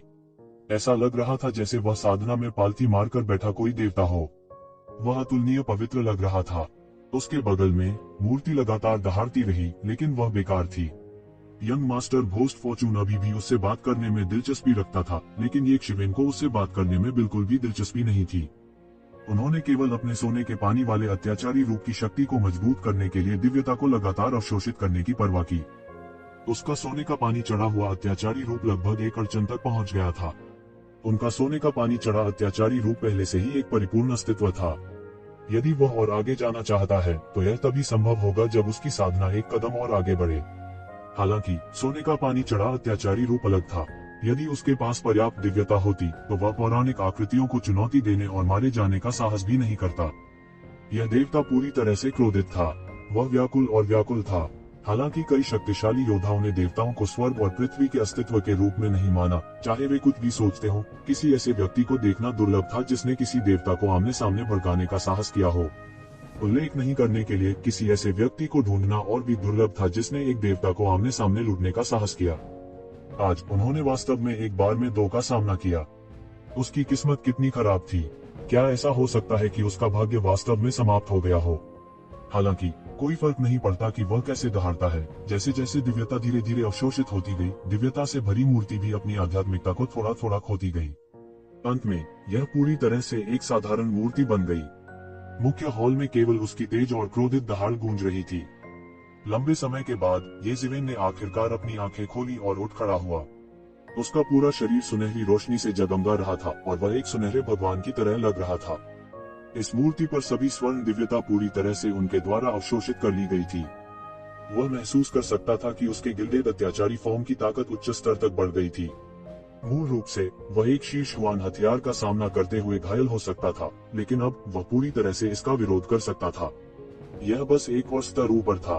बूम! एक जोरदार धमाके के साथ उसके सामने का व्यूह अचानक ढह गया। इस समय एक भयानक दिव्य भावना आकाश से उतरी और सीधे जांच की गई। यह एक विशाल लाल रंग की आंख में बदल गई। येशिवेन, जल्दी करो और निकल जाओ। यह दानव भगवान अपसरणी द्वारा नियंत्रित नहीं है, सीधे एक अवतार को प्रोजेक्ट करने जा रहा है। येमो ने झट से याद दिलाया। यंग मास्टर गुई यून ने पास के स्थान को बंद करने के लिए एक सरणी गठन की स्थापना की थी, इसलिए सेलेस्टियल चाहे वह कितना भी क्रोधित क्यों न हो, उड़ नहीं पाएगा। हालांकि अब जब सरणी संरचना टूट गई थी तो वह सीधे इस जगह को महसूस कर सकता था। भले ही प्रक्षेपण से उसकी जीवटता को बहुत नुकसान होगा, लेकिन वह इसकी कम परवाह नहीं कर सकता था। वह पहले ही गुस्से से अंधा हो चुका था। उसे इन 2 नीच मनुष्यों से कीमत चुकानी होगी। हुश! अंतरिक्ष पानी की सतह की तरह था। यह उबलते पानी की सतह जैसा था। यह तेजी से उतार चढ़ाव और सभी दिशाओं में फैल गया। फिर एक विशाल शैतान का पंजा आसमान से गिरा और सीधे येशिवेन की ओर लपका। नीच नश्वर, मरो! क्रोधित दहाड़ के साथ राक्षस के पंजे ने सीधे पूरे महल को टुकड़े टुकड़े कर दिया। हुश! जब येशिवेन फिर से प्रकट हुआ, वह पहले से ही दूसरे महल में था। उसके पीछे हवा और गरज के पंखों का एक जोड़ा लगातार फड़फड़ा रहा था। वह मदद नहीं कर सकता था, लेकिन कुछ डर महसूस कर रहा था। वह अभी अभी इस शैतान के पंजे से लगभग मारा गया था। इस असीम और भयानक दबाव ने उसे उस भावना की याद दिला दी जब उसका पीछा रसातल दानव मास्टर ने किया था। वह हॉर्नफिने से खुद को रोक नहीं सका। द एबिस डेमन मास्टर मिथक दायरे में एक शीर्ष व्यक्ति था। यह ईश्वर केवल एक प्रक्षेपण था और फिर भी उसके पास पहले से ही इतनी भयानक शक्ति थी। निश्चय ही परमेश्वर के अधीन हर कोई एक चींटी था। दाव सत्यापन और दाव सत्यापन नहीं के बीच एक स्पष्ट वाटरशेड था। यह स्वर्ग और पृथ्वी के बीच अंतर जैसा था। यह उस परमेश्वर के क्रोध का परिणाम था जो मृत्यु के निकट था। एक असली भगवान को उकसाना इतना भयानक था कि येशिवेन अब सहन नहीं कर सकती थी। हालांकि ये विचार उसके दिमाग में थोड़े ही फिल्टर किए गए थे। उसने बिल्कुल भी रुकने की हिम्मत नहीं की और तुरंत बाहर निकलने की दिशा में भाग गया। Boom boom boom! वह विशाल राक्षसी हाथ नीचे बमबारी करता रहा। भयानक शक्ति ने सीधे तौर पर दुनिया को पूरी तरह से ढहा दिया। राक्षसी हाथ के प्रकोप से सुंदर और भव्य मंदिर भी पूरी तरह से ढह गया और धूल में बदल गया। उस शैतान के हाथ की गति बड़ी तेज थी। वो लगातार शून्य अंतरिक्ष चैनल से बाहर निकला और उसे पकड़ने के लिए येशिवेन की ओर दौड़ा। येशिवेन की गति भी धीमी नहीं थी। वह एक सुनहरी बिजली की तरह था। वह हमेशा बालों की चौड़ाई से इस भयानक पंजे के हमले को चकमा देने में सक्षम था। प्रक्षेपण की खपत बहुत अधिक थी। एक ऐसे परमेश्वर के लिए जो मृत्यु के कगार पर था, यह उसकी जान लेने के समान था। अंत में उसने केवल एक ही हाथ बनाने का फैसला किया। एक साधारण गहन मृत्यु क्षेत्र विशेषज्ञ के लिए एक हाथ लोगों के एक समूह को मौत के घाट उतारने के लिए पर्याप्त था। हालांकि यह अफसोस की बात थी कि येशिवेन कोई साधारण गहन मृत्यु क्षेत्र विशेषज्ञ नहीं थी। उसकी गति अत्यंत तेज थी और वह वास्तव में विशाल दानव पंजे के हमले से बचने में सक्षम था। येज़िवेन कुछ हद तक खुश थी कि उसने अपना पूरा प्रक्षेपण नहीं भेजा, अन्यथा वह निश्चित रूप से एक उग्र मिथ्रियलम फिगर से बच नहीं पाएगा। येज़िवेन आसानी से इससे बच गए, लेकिन बाकी लोग इतने भाग्यशाली नहीं थे। जो लोग अभी भी विभिन्न महलों में खजानों की तलाश कर रहे थे, वे तुरंत गोलीबारी में फंस गए। पल भर में पूरा महल ढह गया और अनंत स्थान बिखर गया। उनके पास प्रतिक्रिया करने का समय भी नहीं था इससे पहले कि वे बुरी तरह मर गए। वे गहन जीवन क्षेत्र या गहन मृत्यु क्षेत्र में अस्तित्व थे। बाहरी दुनिया में वे सभी रहस्यमयी दुनिया के बड़े शॉट्स थे। हालांकि इस समय वे चींटियों से अलग नहीं थे। क्रोधित परमेश्वर के सामने कोई भी उनके क्रोध को रोक नहीं सका। बूम बूम बूम, कई जोरदार धमाकों के बाद एक पूरा महल ढह गया। शून्य पूरी तरह से टूट गया था। वास्तव में येज़िवेन अंतरिक्ष में कंपन महसूस कर सकती थी। इस विमान का पूरा स्थान ऐसा लगा जैसे यह बिखरने वाला है। जब इस तरह के भयानक अस्तित्व को क्रोध आया, तो पूरे अंतरिक्ष को, पूरे छोटे विमान को ऐसा लगा जैसे वह ढहने के कगार पर हो। कुछ ही सांसों में येज़िवेन पहले ही महल से बाहर निकल चुकी थी। स्वर्ग निगलने वाला जानवर, जो मूल रूप से बेहद घमंडी और अजेय था, कहीं नहीं देखा जा सकता था। यह ज्ञात नहीं था कि इसने क्रोधित भगवान की आभा को महसूस किया था, लेकिन इस समय यह छिप रहा था और कांप रहा था। हॉन लॉन्ग लॉन्ग लॉन्ग, विशाल हाथ उसका पीछा करता रहा। जहाँ कहीं भी यह गुजरा, अंतरिक्ष ढह जाएगा। जमा होने का भी कोई उपाय नहीं था। महल छोड़ने के बाद येज़िवेन जिस स्थान में घूम सकती थी, वह और चौड़ा हो गया था। विंड एंड थंडर विंग्स की अत्याचारी शक्ति भी अधिक से अधिक लचीली हो गई थी। लंबे समय के बाद शैतान के हाथ ने आखिरकार अपना गुस्सा उतारा। दूसरे शब्दों में, यह अब इतनी बड़ी खपत का समर्थन नहीं कर सकता। अंत में यह बिना किसी निशान के गायब हो गया। हालांकि पूरा विमान लगभग नष्ट हो चुका था। यह लगभग टूटने के कगार पर था। ऐसी भयावह आकृति एक अस्तित्व थी जो एक विमान के माध्यम से भी प्रवेश कर सकती थी। जहां तक क्षेत्र के उन विशेषज्ञों का सवाल है, तो यह अज्ञात था कि उनमें से कितने मर गए थे। भले ही यह पूर्ण विनाश नहीं था, यह मूल रूप से वही था। उन लोगों को छोड़कर जो पहले ही चले गए थे, यह मूल रूप से पूर्ण विनाश था। यह प्रोफाउंड रियल्म बैटलफील्ड की भयावहता थी। प्रोफाउंड वर्ल्ड में इसे पूरे ब्रह्मांड में प्रोफाउंड रियल्म विशेषज्ञों की उच्चतम एकाग्रता वाला स्थान भी कहा जा सकता है। किंग स्टेज विशेषज्ञ का अस्तित्व दुनिया को हिला देने के लिए पहले से ही पर्याप्त था। एक गहरे दायरे के विशेषज्ञ के लिए यहाँ खुद को सुरक्षित रखना भी बहुत मुश्किल था। येज़िवेन ने गहरी सांस ली और ज्यादा देर तक नहीं रुकी। इस बार उन्होंने बहुत अधिक प्राप्त किया था। उसे ठीक से पचाने के लिए जगह खोजने की जरूरत थी। हालांकि यह मामला अभी खत्म नहीं हुआ था। इस विमान में देवताओं के निशान प्रकट हुए थे। विभिन्न विशेषज्ञों और संप्रदायों के लिए यह पृथ्वी को झकझोर देने वाली खबर थी। उन्होंने हजारों साल, यहाँ तक कि दसियों हजार साल तक कड़ी मेहनत की थी। यह किस लिए था? क्या यह सब उनके पूर्ववर्तियों की तरह देवता बनने के लिए नहीं था? जब तक देवताओं के बारे में थोड़ी सी भी खबर आती थी, वह उन्हें पागल करने के लिए काफी था। बेशक अगर यह एक अक्षुण्ण देवता होता, तो उनमें इतनी हिम्मत नहीं होती कि वे किसी देवता की गरिमा को ठेस पहुंचा सकें। हालांकि अगर यह एक देवता था जो गिरने वाला था, तो यह अलग बात थी। जैसे ही विमान गिरने वाला था, खबर फैल गई। मूल रूप से यह केवल अज्ञात उत्पत्ति की अफवाह थी कि यहाँ देवताओं के निशान थे। बहुत लोगों को विश्वास नहीं हुआ, या बल्कि विमान के सच्चे मुख्य आधार, शिखर, गहन मृत्यु क्षेत्र और यहाँ तक मृतक क्षेत्र के विशेषज्ञों ने भी इस मामले को दिल पर नहीं लिया।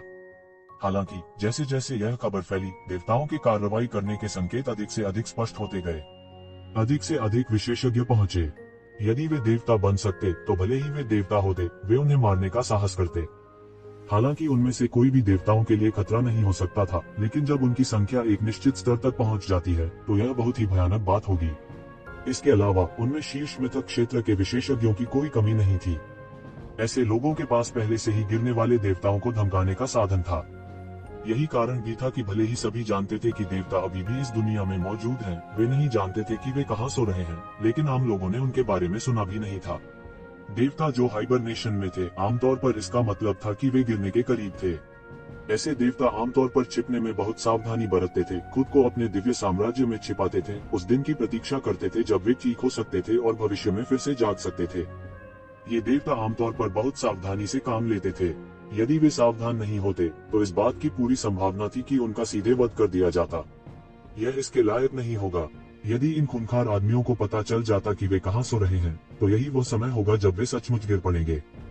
भले ही उन्हें भारी नुकसान हुआ हो और मिथक क्षेत्र के अनगिनत विशेषज्ञ गिर गए हों, वे निश्चित रूप से एक सच्चे परमेश्वर को जाने नहीं देंगे। जब तक इस सच्चे ईश्वर ने एक अमर विरासत नहीं बनाई होती, तब तक कोई भी उसे भड़काने की हिम्मत नहीं करता। अनगिनत विशेषज्ञ इकट्ठे हो गए और यह कहा गया कि मिथक क्षेत्र के विशेषज्ञ भी आपस में लड़ रहे थे। उसके कारण पहले से ही नाजुक दुनिया पूरी तरह से नष्ट हो गई थी। प्रेत निगलने वाले स्वर्ग निगलने वाले जानवर के लिए यह कहा गया था कि इसे भी एक मिथक क्षेत्र विशेषज्ञ द्वारा ले जाया गया था।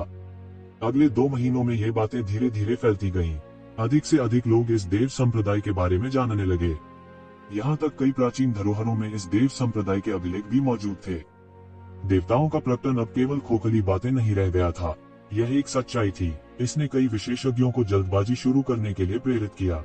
बेशक इतने सारे शीर्ष विशेषज्ञों के लड़ने के साथ वह विमान जो देवताओं द्वारा तबाह कर दिया गया था, अंत में अब और बर्दाश्त नहीं कर सका। यह पूरी तरह से ढह गया और टुकड़े अंतहीन अराजकता में गिर गए। इसने लोगों को इस विमान के माध्यम से भगवान की तलाश करने से पूरी तरह रोक दिया।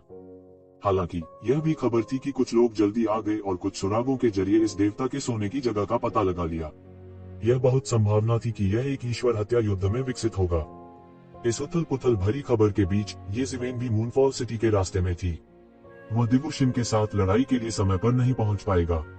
हालांकि उन्होंने हार मानने का इरादा नहीं किया।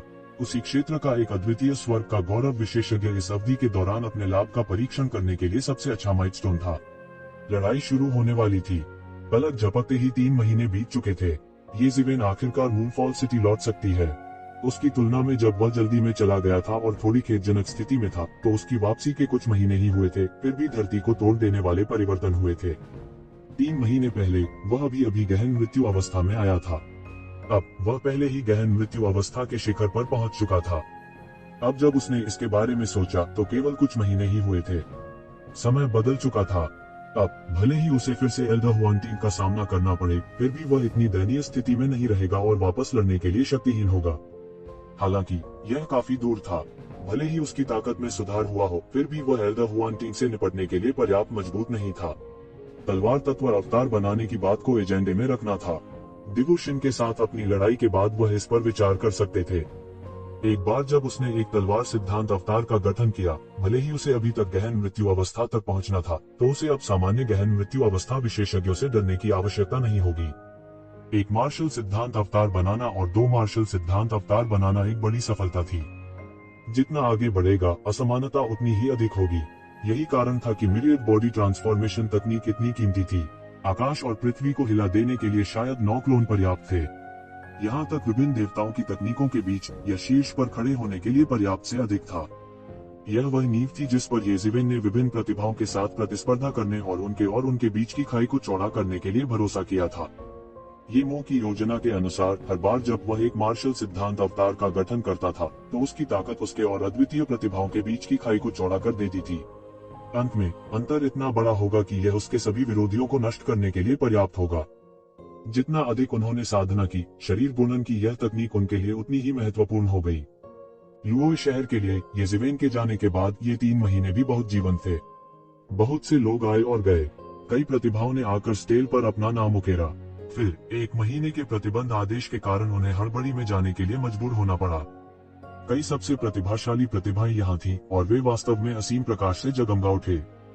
उनमें से येज़ेवेन निस्संदेह एक आकर्षक स्थान था। हालांकि वह केवल 1 महीने के लिए लुओई शहर में रहा और अधिकांश समय वह अभी भी अभ्यास कर रहा था। वह बहुत कम महत्वपूर्ण लग रहा था, लेकिन इसका मतलब यह नहीं था कि लुओई शहर में उसकी प्रतिष्ठा कम थी। इसके विपरीत लुओई शहर में उनकी प्रतिष्ठा बिल्कुल भी कम नहीं थी। इसका कारण स्वर्ग उजाड़ महल था। मूल रूप से स्वर्ग उजाड़ महल के लोगों ने सोचा था कि वे आसानी से येज़ेवेन को पकड़ सकते हैं और उसे कोटा सौंपने के लिए मजबूर कर सकते हैं, या सीधे उसे मारकर कोटा छीन सकते हैं। वास्तव में अन्य बलों के बहुत से लोगों ने भी ऐसा ही सोचा था। किसने सोचा होगा कि येज़ेवेन 3 महीने पहले उस भयानक लड़ाई में एल्दरहुआंटिन को गंभीर रूप से घायल कर देगी? किसने सोचा होगा कि येज़ेवेन ऐसा करने वाली पहली महिला होगी? अपने mid profound death stage cultivation के साथ वह वास्तव में लेट प्रोफाउंड डेथ स्टेज विशेषज्ञों को गंभीर रूप से घायल करने में सक्षम था।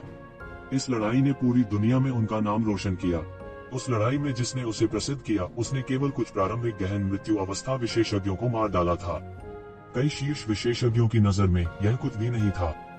हालांकि इस लड़ाई के कारण उन शीर्ष विशेषज्ञों में यक्षवेन के प्रति सम्मान का एक नया स्तर आ गया था।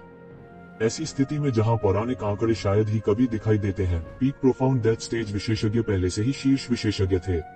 उनके नीचे सबसे शक्तिशाली विशेषज्ञ स्वाभाविक रूप से दिवंगत गहन मृत्यु अवस्था विशेषज्ञ थे। शीर्ष विशेषज्ञों के इस समूह के एक सदस्य के रूप में वे वास्तव में येज़ेवेन द्वारा गंभीर रूप से घायल हो गए थे। यह चौंकाने वाला था। दूसरे शब्दों में, येज़ेवेन के पास वास्तव में इन शीर्ष विशेषज्ञों को धमकाने की क्षमता थी। इसे हल्के में नहीं लिया जा सकता। जैसे जैसे इन लोगों ने येज़ेवेन पर अधिक ध्यान दिया, येज़ेवेन की प्रतिष्ठा स्वाभाविक रूप से अधिक शानदार हो गई। इसलिए हालांकि उन्होंने पत्थर की पटिया पर अपना नाम नहीं छोड़ा और उन पिछले विशेषज्ञों की तरह विभिन्न स्थानों के विशेषज्ञों को चुनौती दी, उनकी प्रतिष्ठा बिल्कुल भी कमजोर नहीं थी। खासतौर पर उनके और दीवू दिली के बीच युद्ध का समझौता जंगल की आग की तरह फैल गया था। बहुत से लोग जानते थे कि वह और दीवू दिली पहले लड़ाई के लिए तैयार हो गए थे। इसलिए यक्षवेन का प्रदर्शन होगा या नहीं, यह एक गर्म विषय बन गया था। कुछ लोगों को लगा कि उनका प्रकट होना असंभव है। ऐसा इसलिए था क्योंकि उस समय हेवन वेस्टलैंड हॉल ने व्यावहारिक रूप से उसे मारने की इच्छा का रुख अपनाया था। उन्होंने कई विशेषज्ञों को भेजा था और मार्शल आर्ट क्षेत्र को घेर लिया था। चूंकि 3 महीने पूरे नहीं हुए थे, मार्शल आर्ट अखाड़ा बाहर रखा गया था। इसलिए यह पूरी तरह से हेवन वेस्टलैंड हॉल के विशेषज्ञों से घिरा हुआ था।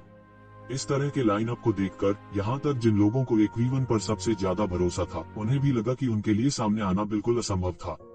दरअसल चीजें वैसी ही थी जैसी उन्होंने उम्मीद की थी।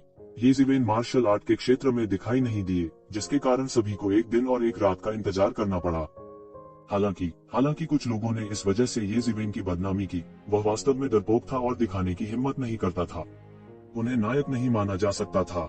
हालांकि कई लोग ऐसे भी थे जो उसके पक्ष में खड़े थे। ऐसे में कितने लोग उसके पीछे चलने की हिम्मत करेंगे? उस समय 1 दर्जन से अधिक देर से गहन मृत्यु अवस्था के विशेषज्ञ मौजूद थे। यहाँ तक कि स्वर्ग बंजर भूमि हॉल से एक शिखर गहन मृत्यु अवस्था विशेषज्ञ भी था जो उसे बगल से लालच से देख रहा था। गहन मृत्यु अवस्था और गहन जीवन अवस्था के अनगिनत अन्य विशेषज्ञ थे। इस तरह के लाइनअप के साथ जो नहीं जानते थे वे सोचेंगे कि वे एक महान विशेषज्ञ से निपटने जा रहे हैं। यदि कोई और होता तो वे तब तक मरते हुए नहीं दिखते जब तक उनमें पूर्ण विश्वास न होता। नहीं तो यहाँ आना साहस नहीं, मूर्खता होगी। यदि उसके पास केवल इस प्रकार का साहस होता तो उसके लिए इस स्थिति तक जीवित रहना असंभव होता। ऐसे कई लोग भी थे जिन्होंने महसूस किया कि हेवन वेस्टलैंड हॉल शुरुआत में बहुत दिखावटी था, जिससे वे डर गए। यदि वे शुरू से ही छिपे हुए थे और यक्षवेन के प्रकट होने का इंतजार कर रहे थे, तो वे निश्चित रूप से उन्हें एक झटके में पकड़ने में सक्षम होंगे। संक्षेप में, थोड़ी देर के लिए सभी प्रकार की राय थी और यह पूरी तरह से गड़बड़ हो गई थी। हालांकि जैसे जैसे समय बीतता गया, यह विषय जो हाल ही में फूटा था, साथ ही दीवू दिलदार और येज़ेवेन के दिखाई नहीं देने के साथ साथ धीरे धीरे सभी की नजरों से ओझल हो गया। हालांकि जैसे ही हर कोई धीरे धीरे इस मामले को भूल रहा था, येज़ेवेन फिर से एक हाई प्रोफाइल तरीके से दिखाई दी। यह कहना वास्तव में उचित नहीं था कि वह हाई प्रोफाइल तरीके से दिखाई दिए, क्योंकि वह बिल्कुल भी हाई प्रोफाइल नहीं थे। बात बस इतनी थी कि इन कुछ महीनों में, जैसा कि उसके मामले ने हंगामा खड़ा कर दिया था, उसका ठिकाना हमेशा सबका ध्यान केंद्रित करता था। लगभग जैसे ही वह प्रकट हुआ, वह शहर में प्रमुख बलों के जासूसों द्वारा पहले ही खोज लिया गया था। लगभग अचानक ही सभी की भावनाएं फूट पड़ी। किसी ने नहीं सोचा था कि जब सभी ने सोचा कि वह प्रकट नहीं होंगे, तो वे वास्तव में प्रकट होंगे। वह पिछले कुछ महीनों में कहा गया था। उन्होंने कभी नहीं सोचा होगा कि येज़ेवेन हेवन वेस्टलैंड हॉल के लोगों से डरी हुई नहीं थी, लेकिन उन्होंने बिल्कुल भी हड़बड़ी नहीं की। उस समय वह उस दायरे को मजबूत कर रहा था जिसे उसने अभी अभी पार किया था। यह केवल अब था कि उसने अपनी साधना को गहन मृत्यु लोक मध्य चरण के शिखर पर पूरी तरह से समेकित कर लिया था। तभी उनका मन हुआ कि बाहर आकर अपॉइंटमेंट पूरा करें। हालांकि उन्हें कुछ महीने देर हो गई थी, लेकिन इससे उन्हें कोई फर्क नहीं पड़ा। अगर दीवू हॉट-हॉटेड ने इन कुछ महीनों में कोई प्रगति नहीं की, तो यह उसके प्रयासों की बर्बादी होगी। वह पागल होना चाहिए। क्या वह सोचता है कि हेवन वेस्टलैंड हॉल के लोग मूनफॉल सिटी में उसका कुछ नहीं बिगाड़ सकते? जब तक वे मूनफॉल सिटी को घेरते हैं, यह उसकी मृत्यु का समय होगा जब वह 1 महीने बाद फिर से जाना चाहता है। उद्धरण चिन्ह। हाँ, हालांकि स्वर्ग बंजर भूमि हॉल के अधिकांश लोग पहले ही जा चुके हैं, उन्हें वापस लौटने में केवल कुछ ही समय लगेगा। जब तक वह तुरंत नहीं जाता, स्वर्ग बंजर भूमि हॉल के लोग निश्चित रूप से उसके साथ जुआ खेलेंगे। मुझे ऐसा नहीं लगता, चूंकि उसने इस समय लौटने की हिम्मत की, उसके पास भरोसा करने के लिए कुछ होना चाहिए। वह एक लापरवाह व्यक्ति नहीं है, अन्यथा मुझे डर है कि वह पहले ही लौट आया होता। कोई बात नहीं, वह आखिरकार वापस आ गया है। मैं लंबे समय से दीवू हॉटेट के साथ उसकी लड़ाई का इंतजार कर रहा था। जैसा कि कहा जाता है, मेंटिस सिकाडा को घूरता है, पीछे के ओरियोल से अनजान है। उसने हमें पहले एक बड़ा आश्चर्य दिया है। इस बार मैं निश्चित रूप से ऐसे अवसर को जाने नहीं दूंगा। क्या पता, शायद मैं कुछ खजाना भी उठा लूं। एक पल के लिए येज़ेबेन की वापसी के कारण पूरा मूनफॉल शहर अस्त व्यस्त हो गया था। ऐसा लग रहा था कि सबकी निगाहें दोनों पक्षों के बीच हुए टकराव पर टिकी हैं। येज़ेबेन और दीवू दिल के बीच के संघर्ष की तुलना में येज़ेबेन और हेवन वेस्टलैंड हॉल और यहाँ तक दिव्य संघ के बीच संघर्ष अधिक आकर्षक था। हर कोई यह देखना चाहता था कि इतने महत्वपूर्ण समय में यूओयू शहर में लौटने की हिम्मत करने के लिए येज़ेबेन किस पर भरोसा कर रही थी। नामलेस डाउ कॉलेज के सही मायने में खुलने में अभी कुछ साल बाकी थे। आम लोगों के लिए मूनफॉल सिटी में प्रवेश करना सुरक्षा प्राप्त करने के समान था। कम से कम एक महीने तो वे चैन की सांस ले पाएंगे। हालांकि येज़ेबेन के लिए यह अपनी मौत की मांग करने के समान था। ऐसा इसलिए था क्योंकि वहां बहुत से लोग उसे देख रहे थे और वे सामान्य लोग नहीं थे। The divine union, the heaven wasteland hall, heavenly cloud city और अन्य प्रमुख ताकतों की एक श्रृंखला जिन्होंने अपने कोटा को प्रतिष्ठित किया। उनकी जड़ें आपस में गुंथी हुई थी और उनमें वे राक्षस शामिल थे जो पूरे रहस्यमय संसार पर शासन करते थे। यदि एक सामान्य व्यक्ति को उनमें से किसी एक का सामना करना पड़े तो यह एक निराशाजनक स्थिति होगी। हालांकि येज़ेबेन वास्तव में तब से जीवित रहने में सक्षम था जब से उसने ईश्वरीय संघ को नाराज किया था। इसे चमत्कार माना जाना चाहिए था। यह एक बड़ा चमत्कार था। एक पल के लिए हर कोई शहर के केंद्र में युद्ध के मैदान में दौड़ पड़ा। वहां येज़ेबेन पहले से ही चुपचाप दीवू के दिल से समाचार प्राप्त करने और वापस लौटने की प्रतीक्षा कर रही थी। दीवू दिलदार आखिरकार येज़ेबेन की उम्मीदों पर खरा उतरा। आधे दिन से भी कम समय में उन्हें पहले ही खबर मिल चुकी थी और वे बाहरी दुनिया से वापस चले गए। कुछ महीने पहले की तुलना में वर्तमान दीवू दिलदार और भी उत्कृष्ट था। वह एक बिना म्यान की तलवार की तरह थे जिसने एक ऐसे तेज का भ्रम दिया जो हर किसी का सिर काट सकता था। आप अंत में वापस आ गए हैं। मैं लंबे समय से आपकी प्रतीक्षा कर रहा हूँ।